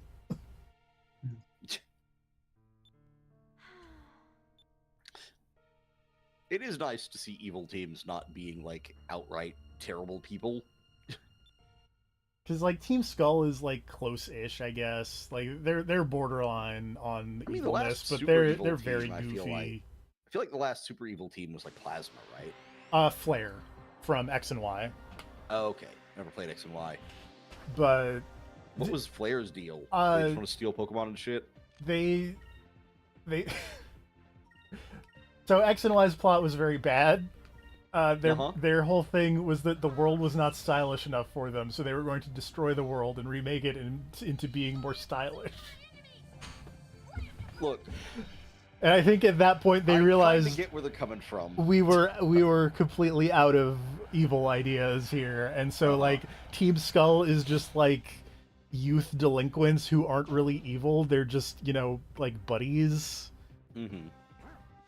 Team Yell is one of my favorites because it's just one of the gym leaders like friends. Yeah, like the fan club. Yeah.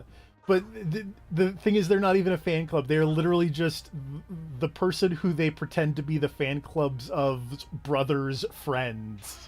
Yeah, Who- so they're like they're hyping up that character. Yeah. Well, But, they're like, against their will.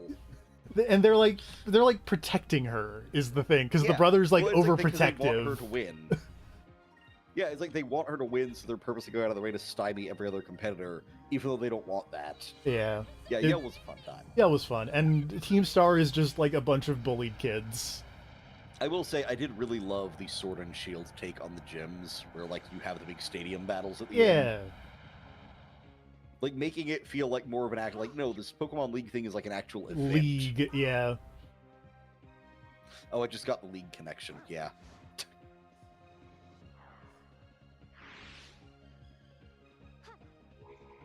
Recent Pokemon is not as bad as the internet makes it out to be. That's my hot take No, that I've still not played Scarlet Violet because I heard so much about the terrible bugs involved and whatnot. And also, I feel like I have to skip some Pokemon generations. I would look because into. I get my fill of Pokemon. That's fair. I would look into Team Star though, because I do actually really like all of the Team Star people. Mhm.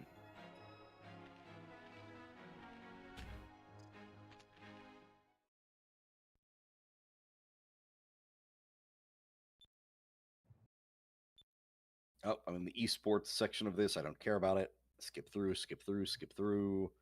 Sorry that I'm just watching this game showcase while you That's play fine. Skies of Arcadia.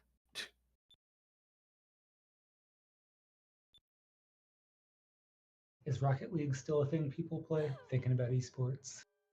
I don't know. Why are they going back to not? We already got the crystal out of there.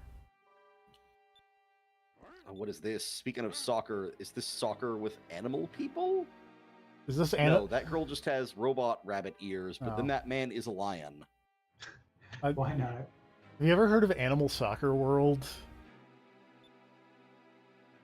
I don't think I No. have. That man just did a flaming bicycle kick on a soccer ball to take it up into the air, and then that lady used Iceman powers to build a ramp. Oh, that man turned into a lion. I recommend looking up Animal Soccer World. He's an altered beast. Oh, flies from your grave. I don't know why I turned into the guy from The Princess Bride there, but That lion did a flaming elbow drop on that soccer ball. I don't think that's within the rules, but who can say?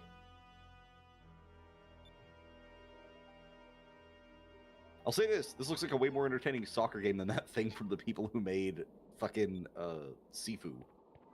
Football Heroes League. hi, Chris and Speed.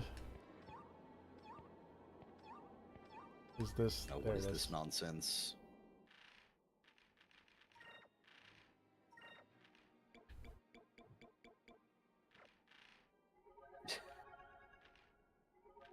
Okay.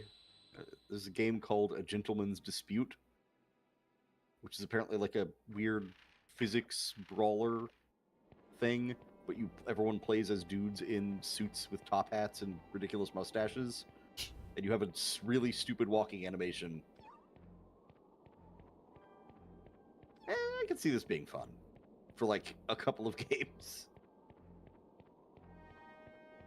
I like that I found not chams that increase my little guy's ability, but I found choms, which are infected apparently those are, like, ones. super effective ones. It says that it makes them barf out all the other ones. Oh, okay, that must be something else. There's chams, there's choms, and I think there's like a little weird super cham type thing. There's clearly one Choms. somewhere around here, but where I cannot figure out. I don't know what this game is, but this lady has giant robot hands. But like floating giant robot hands behind her. Where is this stupid thing? This looks Stands like don't Windjammers. exist, so I made robot stands. This looks like Windjammers if you were fighting giant robots.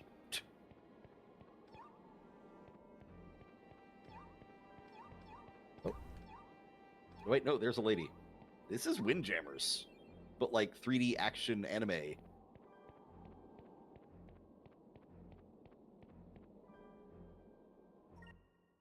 Jam This looks kinda the cool. wind. I'm into this. Bakudo.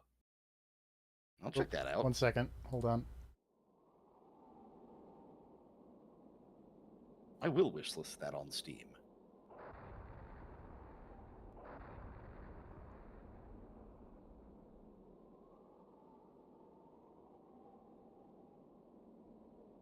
Hold on, what's this?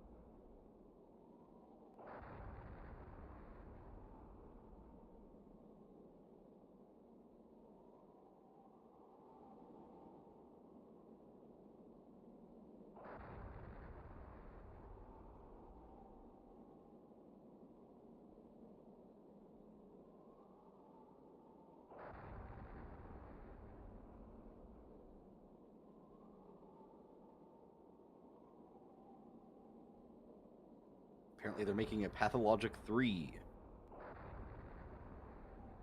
People seem to like those games, but I've never played one. Oh no, everyone else is muted. I'm supposed to be carrying this? Well, that's unfortunate. I'm just going to continue watching this indie games showcase, talking about trailers, I guess. Anyone who happened to still be in the stream for this point, I mean, I'm sorry. This is what you get. I guess I've got to carry this. I didn't realize Grav was gone. Whatever that was looked cool. It's like, I mean, there's skateboarding, there's rad visual styles, there's shooting zombies. For the record, I'm watching the Mix Summer Game Showcase. That lady has like demon horns and a tail and is in like a weird survival horror situation, but also skateboarding. So this game looks cool. I will wishlist this when I see what the title is, provided it's wishlistable. Most things are these days. Oh, that did look cool. This looks fun. What is it?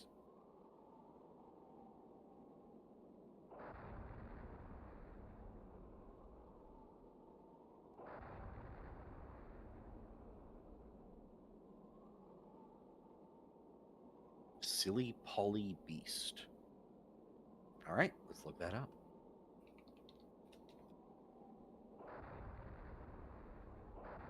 I will wishlist that. Ba-ba-ba-ba.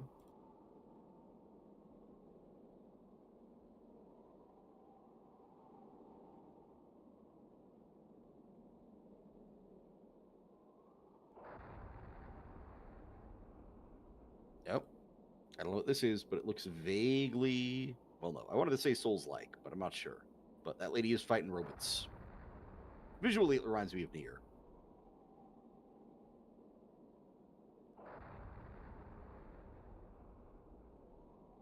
This looks cool. I guess I'll try to describe what I'm seeing on this showcase, but cool lady with short blue hair fighting robots with a sword, running through giant, very monochromatic environments and dealing with like Shadow of the Colossus scale robot enemies.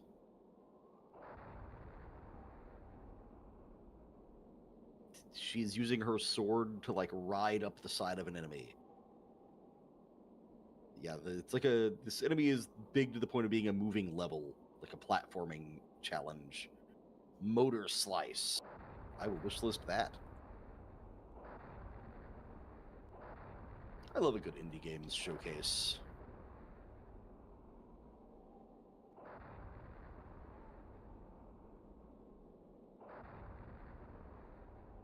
Oh, for context, I am watching a show that apparently streamed 8 hours ago called the Mix Summer Games Showcase. I had to go There's a renew my second driver's showcase. license. What's up? I had to go renew my driver's license real quick. Okay.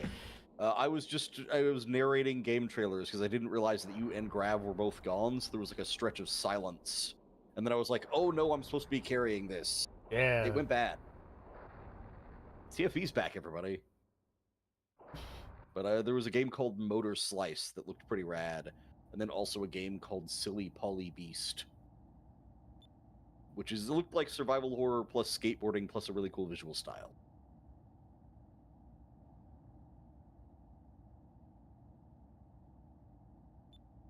But yes, I was watching the Mixed Summer Game Showcase and just looking at interesting trailers. Here's another survival horror. Oh, it's a VR thing, I guess.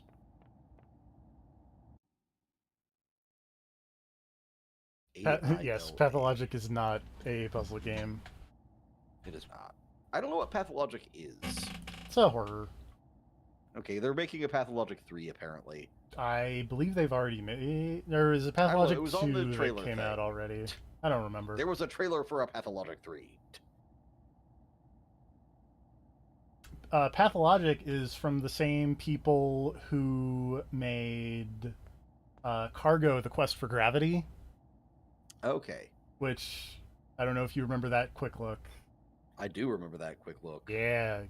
Guess what game I have that I could stream also? I could stream Cargo: The Quest for Gravity. You should probably not. Probably not. Apparently they're making a Toxic Avenger beat 'em up.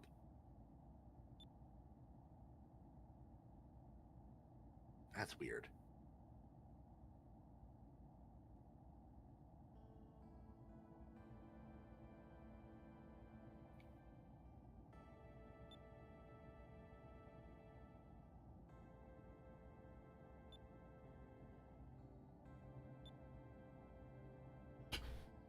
Yes, the other guy said you had a son. Were you not paying attention?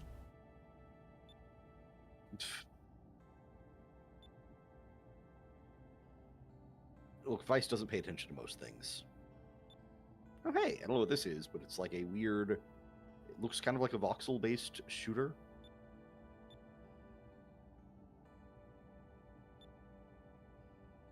Kicking explosive barrels, damage numbers, loot, opening crates. What is this? That's a space lady.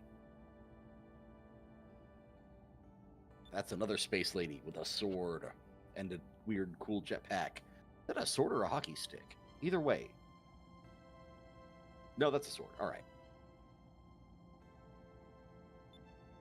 Moros Protocol. That looks cool. I'll wishlist that, I guess.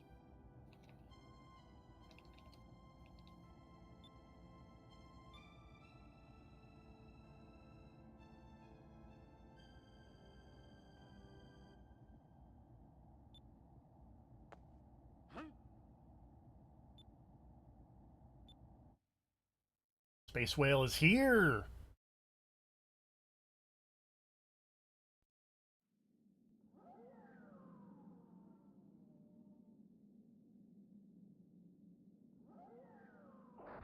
Somewhere.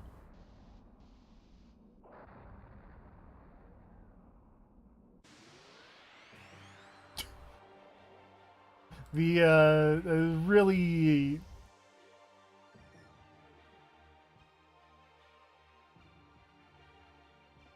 Mm-hmm.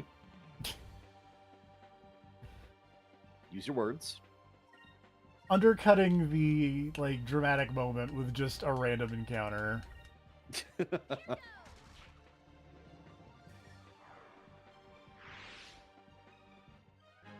'em right.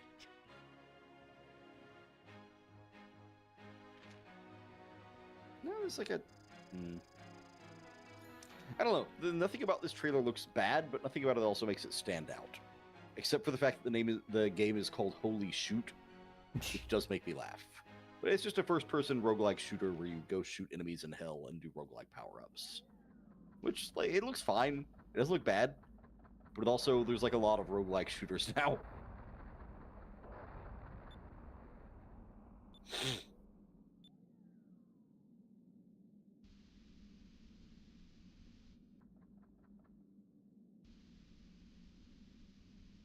Your Space Oh, this is a rhythm Whale. game. I'm immediately ignoring it. Come back, Space Whale.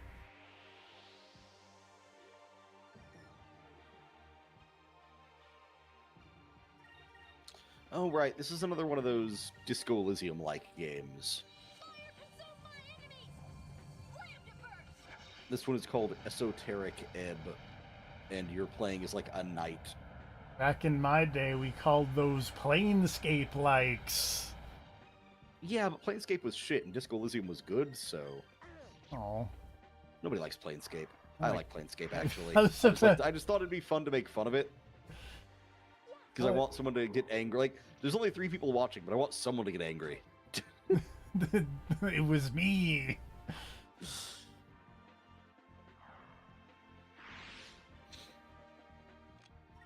Oh, hey, there's a trailer for Off. It's still insane that that's a thing that's coming out again. I know. I can't believe it's coming out and also has, like, new fucking content, apparently. Someone make a trailer for Silk Song just to piss people off. Hey, someday, maybe. Never. I'm gonna be like that one lady from the Wii E3. Just never. Never. Hey, you want to come over and play some Silk Song? Never. Oh no! That was easy.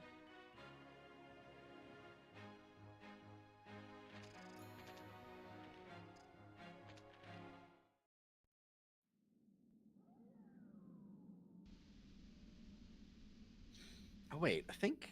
No, this is a different game than the one I was thinking of. This is like XCOM and or Shadowrun, but with animal people. I know, maybe this is the game I was thinking of. Yeah, I think it is. Sorry, I think I recognize that goat man.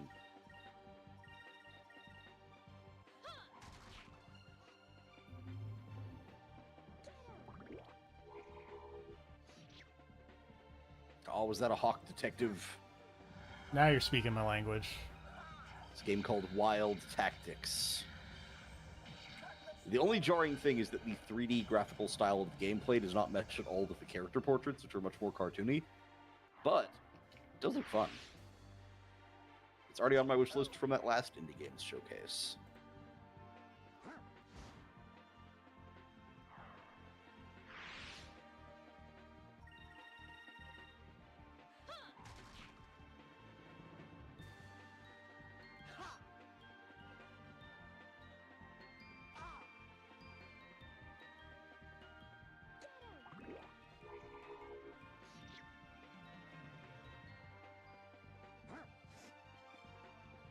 This one is a solo card collecting RPG. Which, it looks okay. There's been a lot of games in this that are like, this looks alright. Okay, that's the end of that showcase. Speaking of solo card collecting RPGs, hold on, let me make sure Grav didn't bow out again. Grav, did you know there's like a weird single player RPG Magic the Gathering game?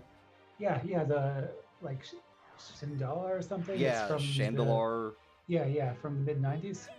Yeah, apparently someone It's essentially supposed to be really good. remade. Essentially, someone was like remade that with like the modern cards, and it's like currently updated Oh, to the really? point where even the Final Fantasy cards are in it. But it's based on the like Forge Magic the Gathering thing. Like, there's like a Magic the Gathering thing where you can play online, I think, called Forge. But if you download it, there's an adventure mode, which is just a full, like, or it's like chapter 1 of a full RPG, where you just Awesome. run around and fight random battles and collect cards and level up and stuff. It's very weird, but every random encounter is just a game of Magic the Gathering. Speaking of collecting card RPGs, where every fight is just a fight of the card game, holy shit, Chef of Destruction Yeah. is brutal. Oh, yeah? I had to restart the game because I lost the first duel.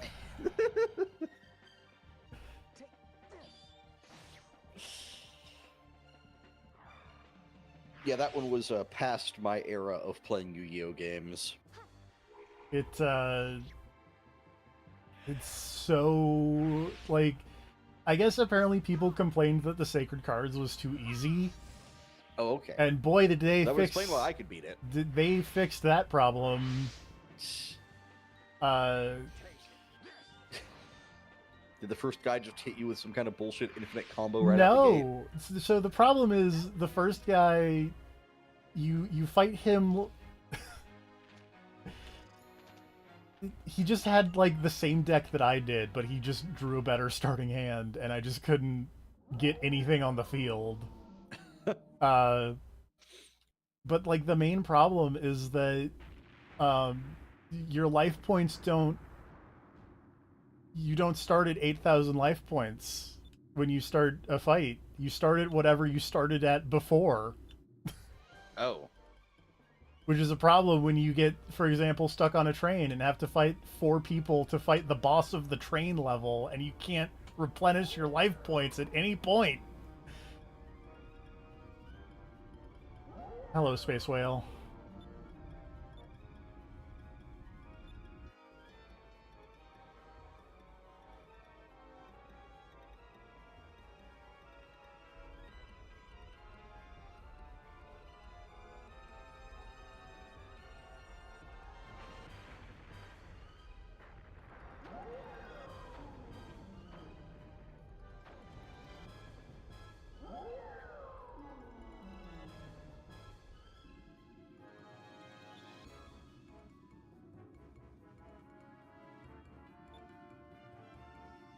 Everybody wants a piece of Space Whale.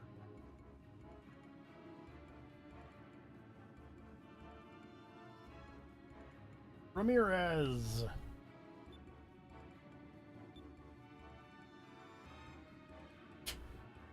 Everything is fine. That's the face of everything is fine.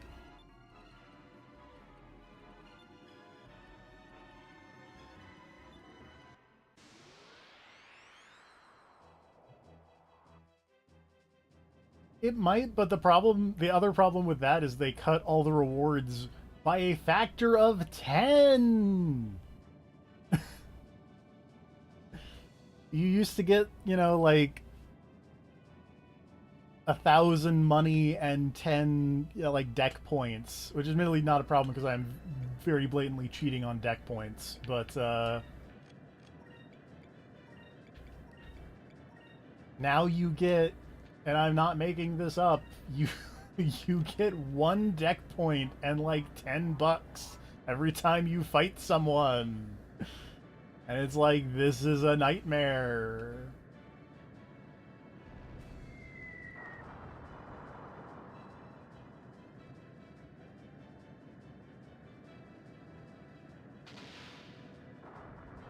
How come oh, because I focused, never mind. I was like, wait, how come he gets to attack twice in a row and I don't?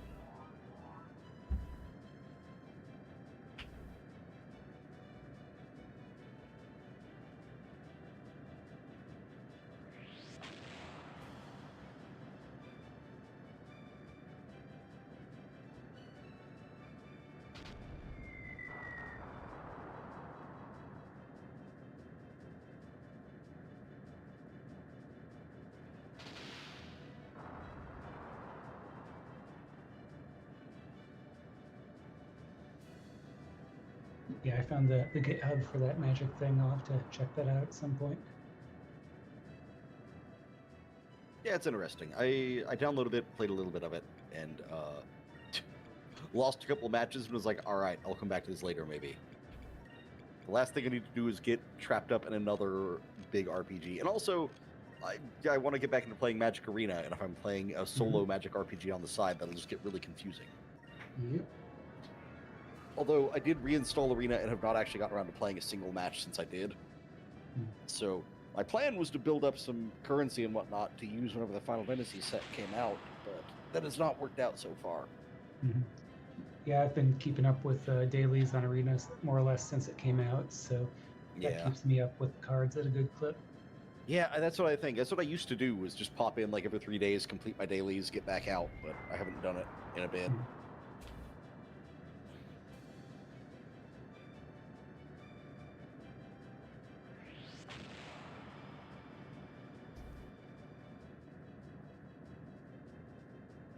I think the problem is I haven't played in a little while, so I've got to like go back through and refamiliarize myself with all my different decks, or just make new ones.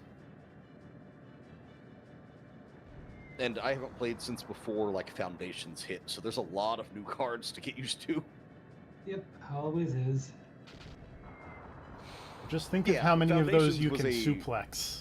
Foundations is a particularly big set.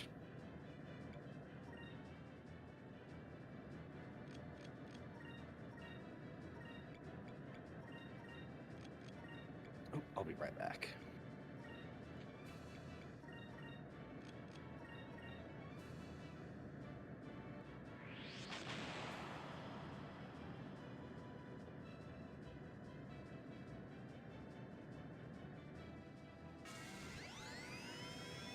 Harpoon cannon, fire!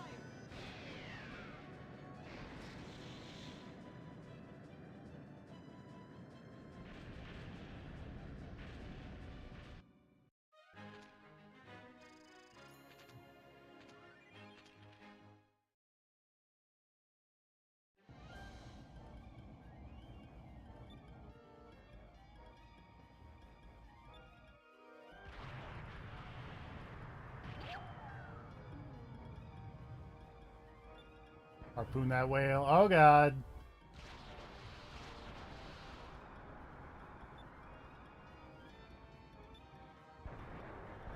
Rude.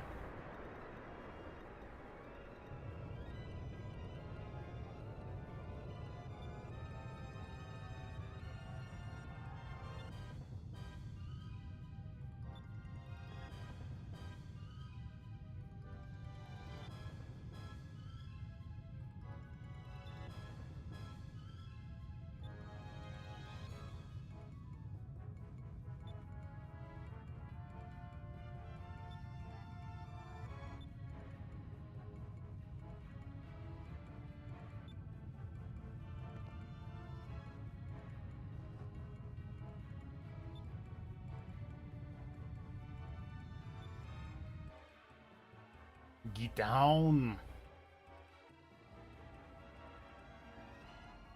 That's cool lighting.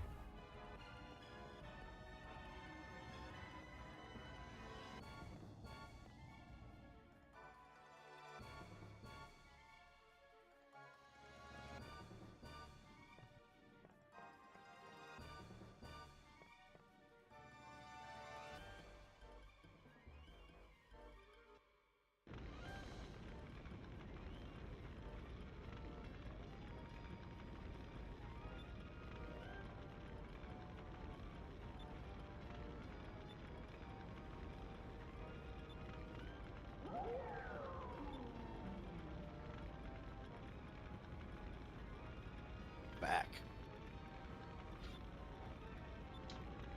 Get moving.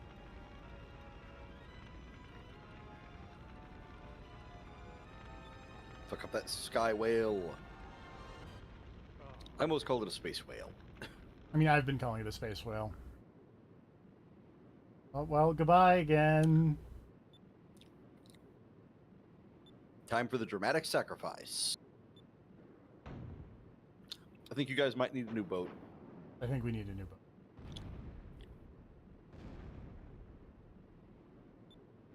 What You a need a dick. new fourth party member.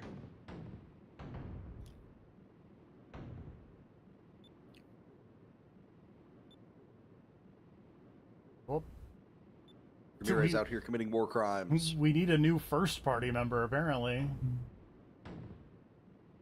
Well, we might just need a whole new party. Yep. I know this was a multi-disc game on Dreamcast. I wonder how close I am to like the disc swap.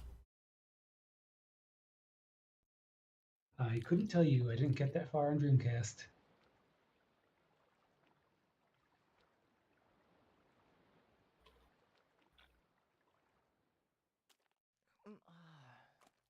So I will say this feels like a pretty good dramatic like swap to disc 2 moment. But also that also feels like super early.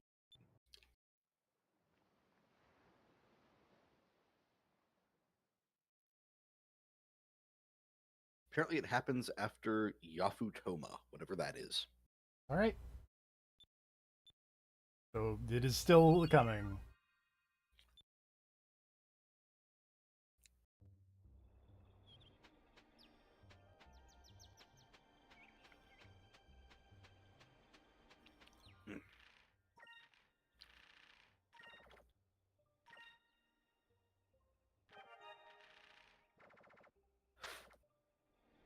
It said that's roughly when you'd have gathered half the crystals, so that makes sense. It would be about Yeah. halfway through. And if there are 6, and we do have 2, so Mm-hmm.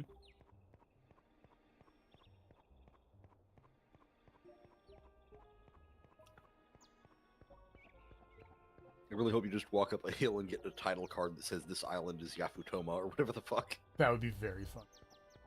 Oh, I thought you meant like a late title card for the game. Skies of Arcadia. That would They also can do that too. I'd be that okay would with also be very funny.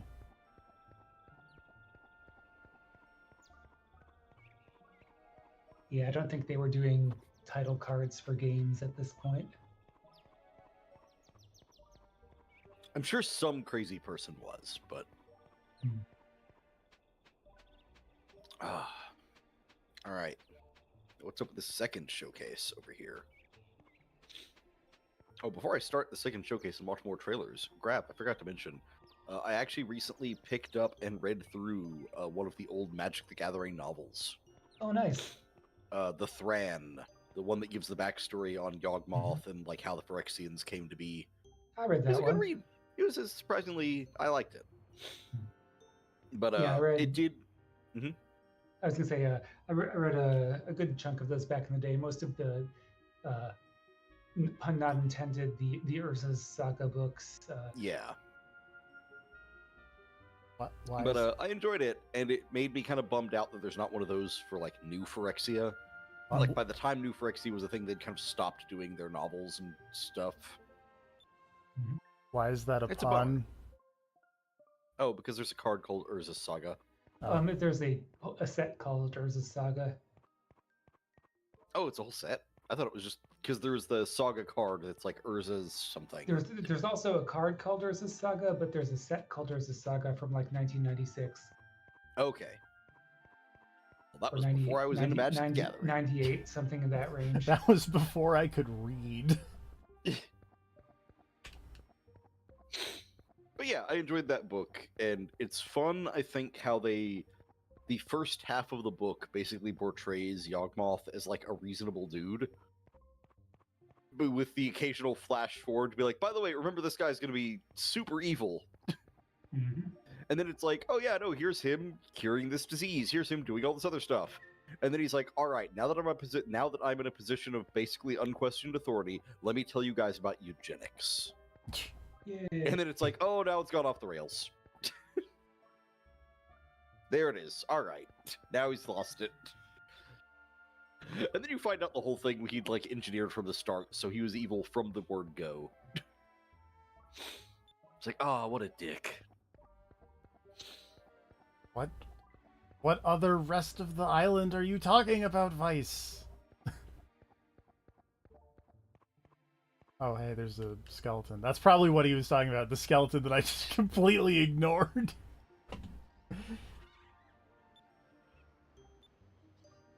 Yeah, no kidding. He's a skeleton.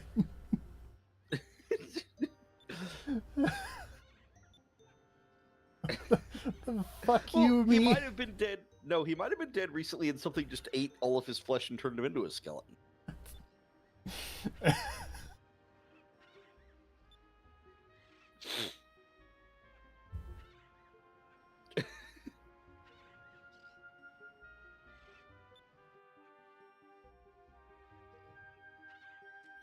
feel like there was at least one time in Among Us where I was doing the card reader thing, and I was so intensely focused on it. And then when I got out of the card reader, it was like, yes, I was in a room with like 2 dead bodies. It was like somebody was just walking in, killing a guy, and then walking out until their thing cooled down, and then doing it the same thing.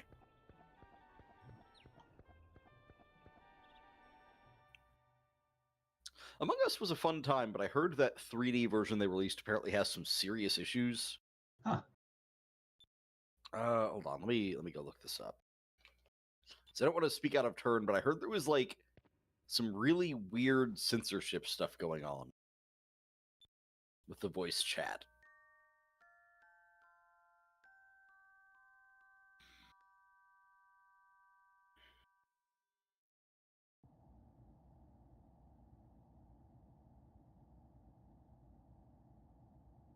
Happy Pride Month.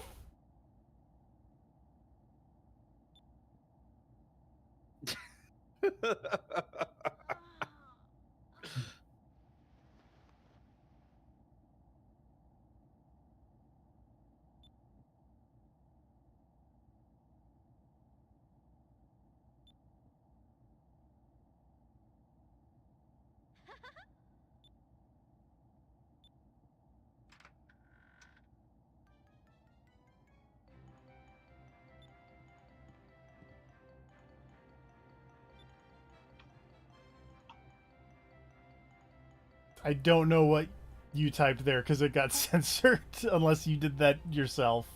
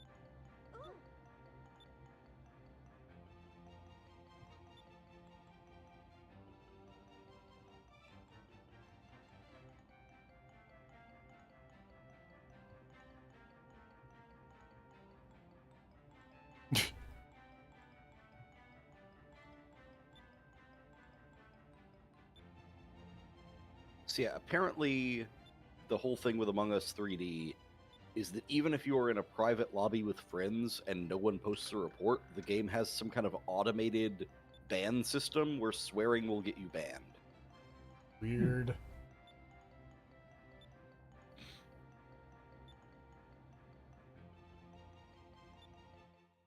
Yeah, apparently it has some kind of weird, like, it is always recording all voice chatting within the game, and it is using some kind of presumably AI thing to auto ban.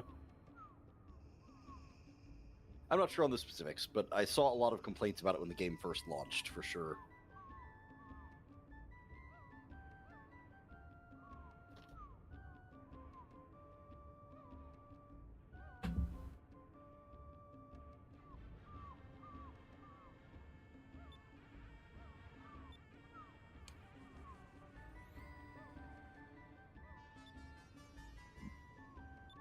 Mm.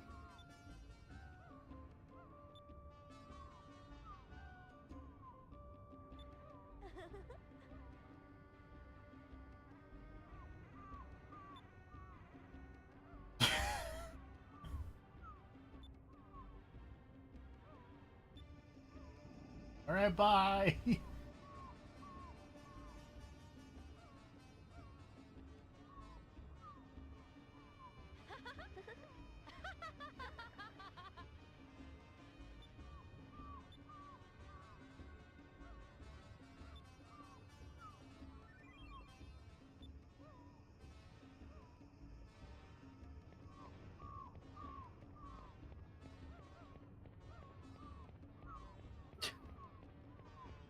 Well, all right, that worked out. Yeah.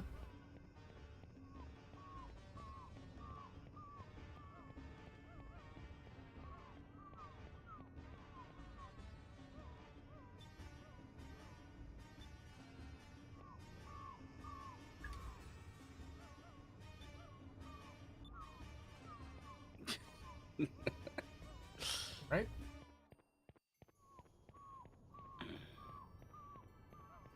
That she does. Good posture.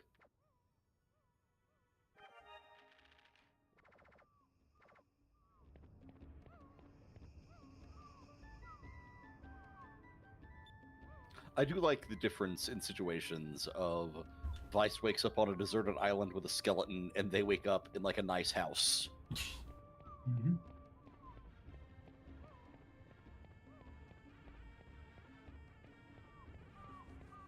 Ah, look at that JPEG! Uh-oh. Oh, now it's not a JPEG, but that was great. Oh man, yeah. Nice. That was Walk into that Mario 64 painting.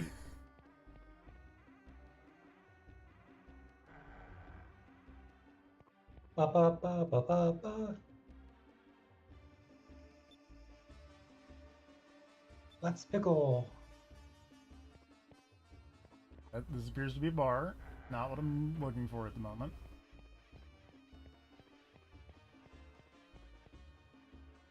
Probably the ship guild because it's got the ship on it. Or this, okay, ship parts. Unfortunately, I don't have a ship at the moment.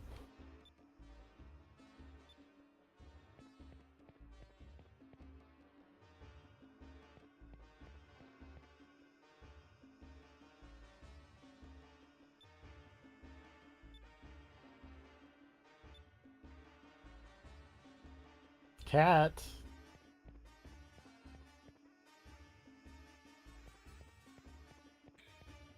Who's on the board? Let's take a look.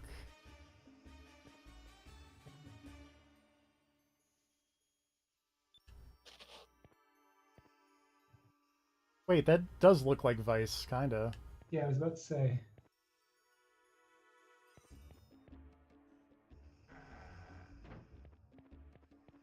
Far left, though it's low Mhm. detail, could pass for Vice. Look at this guy. This man is on a mission. It is. I don't think that's John Madness. I think this man is John Madness trying to buy underwear at a weapon shop.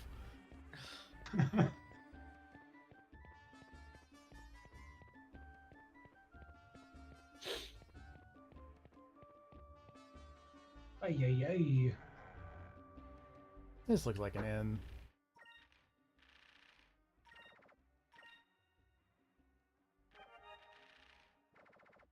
Speaking of, I got to the weird town full of criminals in Final Fantasy VI. It was really frustrating to realize that none of the shops in that town were actual shops. Like, you walk into a building and find out there's just, like, a pile of signs, because people have just been, I guess, people stole all the signs and just put them in a building. It's like, god damn it. Why not That have- town sucks. I thought the lady gave me 5,000 gold.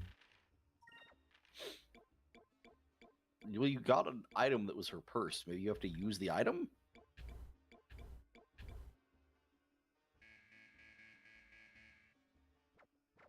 I can't No. use the item that is her purse. Maybe you have to use it just for a specific thing, and it's not the inn. Do I need to go and like exchange it at the money lender that the one guy was talking about? Maybe.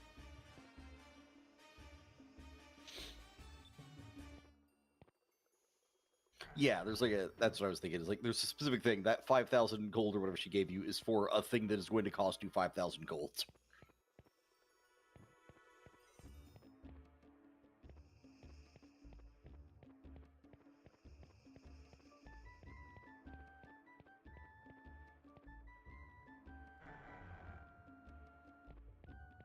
I don't know. I still like John Madness just being John Madden, like commentating on Eldritch nonsense. Like maybe a bunch of different Elder God cultists get together for like I don't even know what you'd call it. Just, you know, like a weird cultist football league. If you can have Blood Bowl, you can have some kind of horrible like Eldritch equivalent. Look at the little cat on his hat. This is very Oh. pink.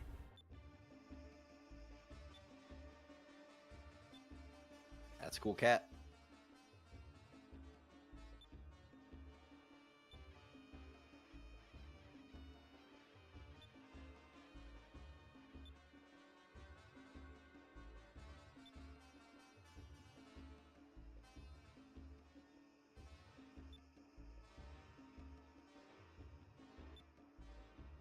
I mean, I have this purse of 5,000 gold.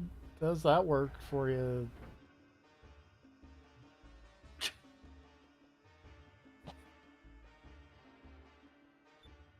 See, that's the kind of underwear you'd find at a weapons shop. That's very true.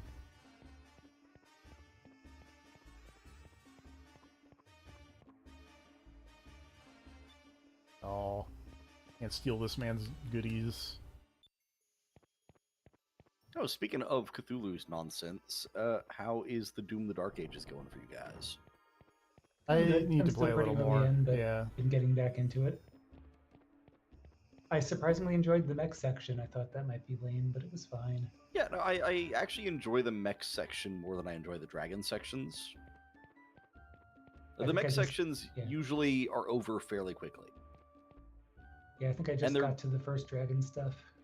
The first dragon mission I really enjoyed, but I do feel like as the game goes on and you do more of the dragon sequences, there's only a couple, but like as you do them, it's like I wish they added new stuff the way they add new stuff to the mech sequences. Because the mech sequences, pretty much every time you run through one, they give you some new thing to mess with, where the dragon sequences are kind of the same every time. Aha. They're not bad.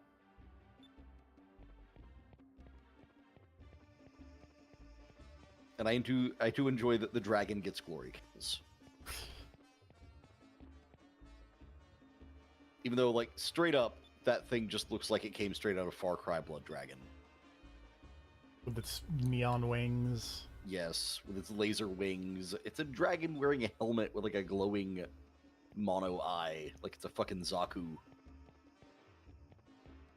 I like when you find the little toy of the dragon and the Doom guy, like, Flies it. yeah. Whoosh. It's fun. I enjoyed it a lot more than I thought I was going to for my initial impressions. I think part of that is that I actually enjoy the other characters in the story as well, for the most part. Like, I actually really like the villain. That Azrak guy. I don't know if either of you have seen much of that guy. He showed up and got really mad at one guy for taking his orb thing, and then was like, "Oh, the Doom person's here. We gotta go." Yeah, so that's why I like him, is that he's just like, I'm not fucking fighting that guy. Are you crazy? I don't know, I love the idea of a villain in Doom who's just like, no, I'm not fighting that guy. Mhm.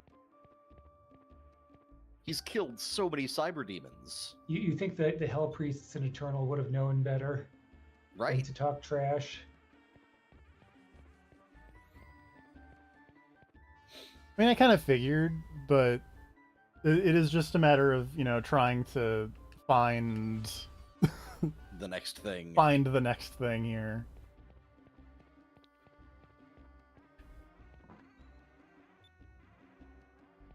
There's definitely been a few times in FF6 where it's like trying to find the NPC who will trigger the next part of the story.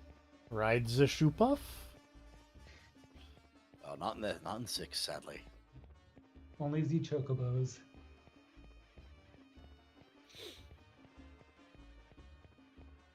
And occasionally Z Airship. I'll get that airship someday.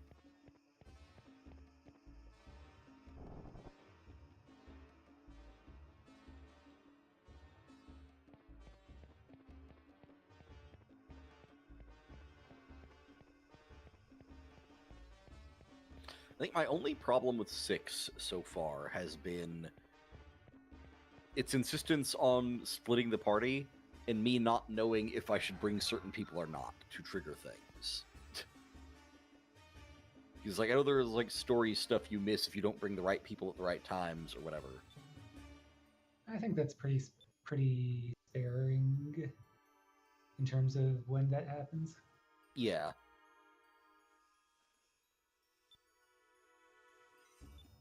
I can remember one town where there's a thing with Locke, and then there's an event at Figaro Castle if you got the brothers.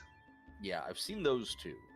The problem is that since I know that those two exist, I'm constantly worried whenever they ask me to split the party that I'm going to miss another one. I can't think That of might any be others. it for all I know. Yeah, I can't think of any others off the top of my head.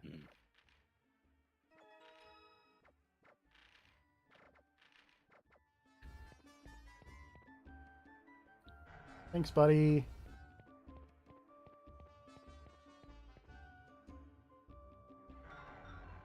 In terms of stuff you can miss, there's one or two things related to Mog in the first half of the game.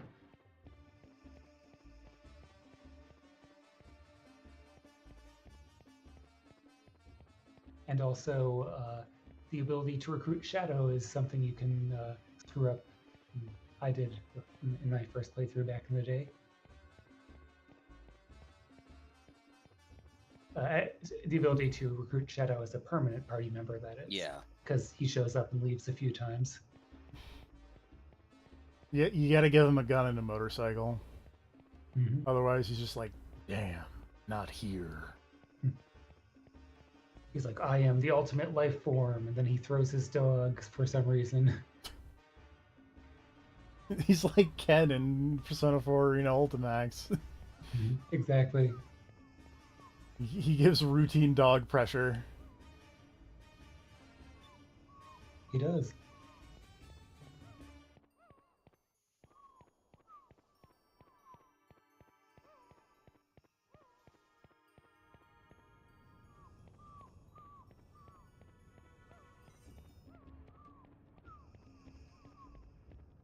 I guess there was more progress in this episode than, not, but it did feel like I did spend a lot of time just trying to find things, and now I'm spending more time trying to find things. I'm gonna assume it's not in the dock area. I'm gonna assume it's in the town. Well, unless I need to go talk to, the cannoneer guy. This is, the one thing I didn't do. If they will let me. Because they're standing there like they won't let me past them. Oh, okay. I stand corrected.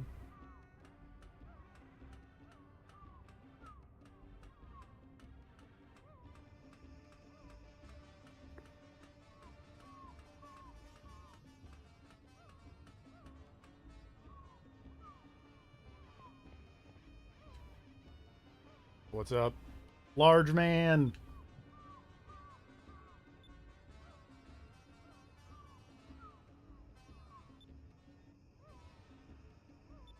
Be careful what you wish for. Oh god, please stop.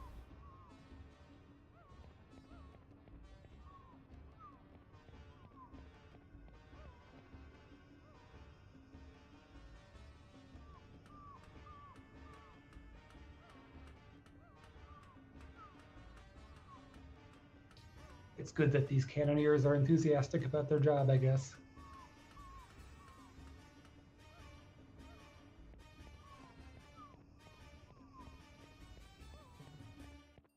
Alright, well, let's go back into the Super Mario 64 painting.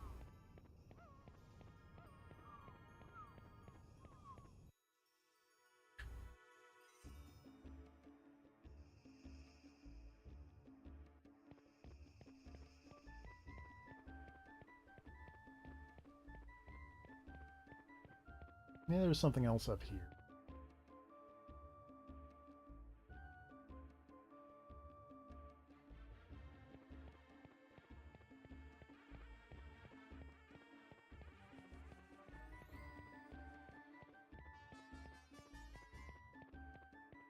Oh, right. No, this doesn't go to a door. I thought maybe that went to a door, but it does not.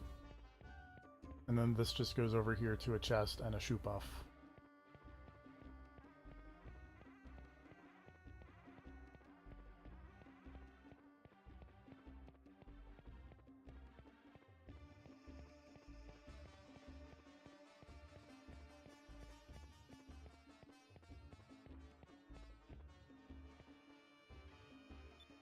I'm trying to talk to this guy.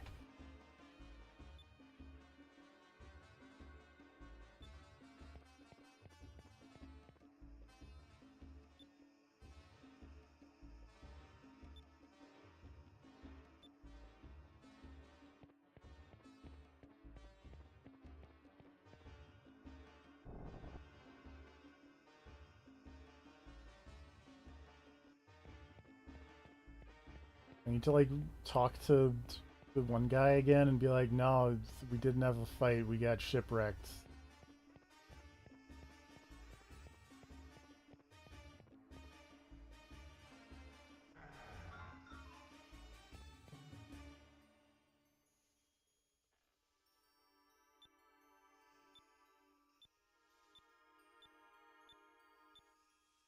Nope, he's just like, That was not the answer. it was not the answer. Is this one of those things where I should look it up? I can just scroll down here and find it. Oh, I do have to just stay the night at the inn, apparently. Cool.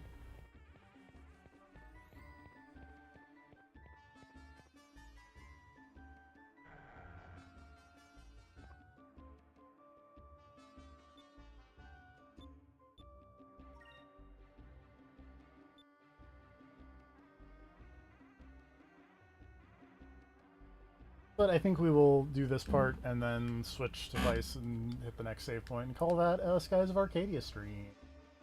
Makes sense. We've been going for a bit. About 2.5 hours. Not bad. Hmm. Made progress. Story stuff is happening.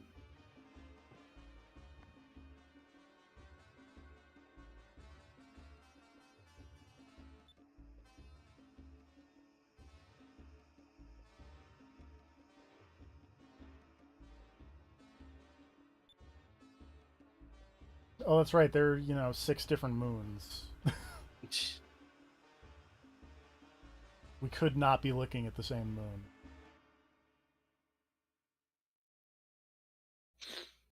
Camera zooms in to reveal Vice is on the moon. Oh, shit. It's like Final Fantasy IV up in here.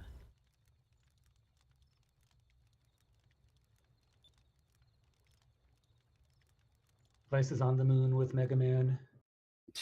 Captain America. Well, he's fucked.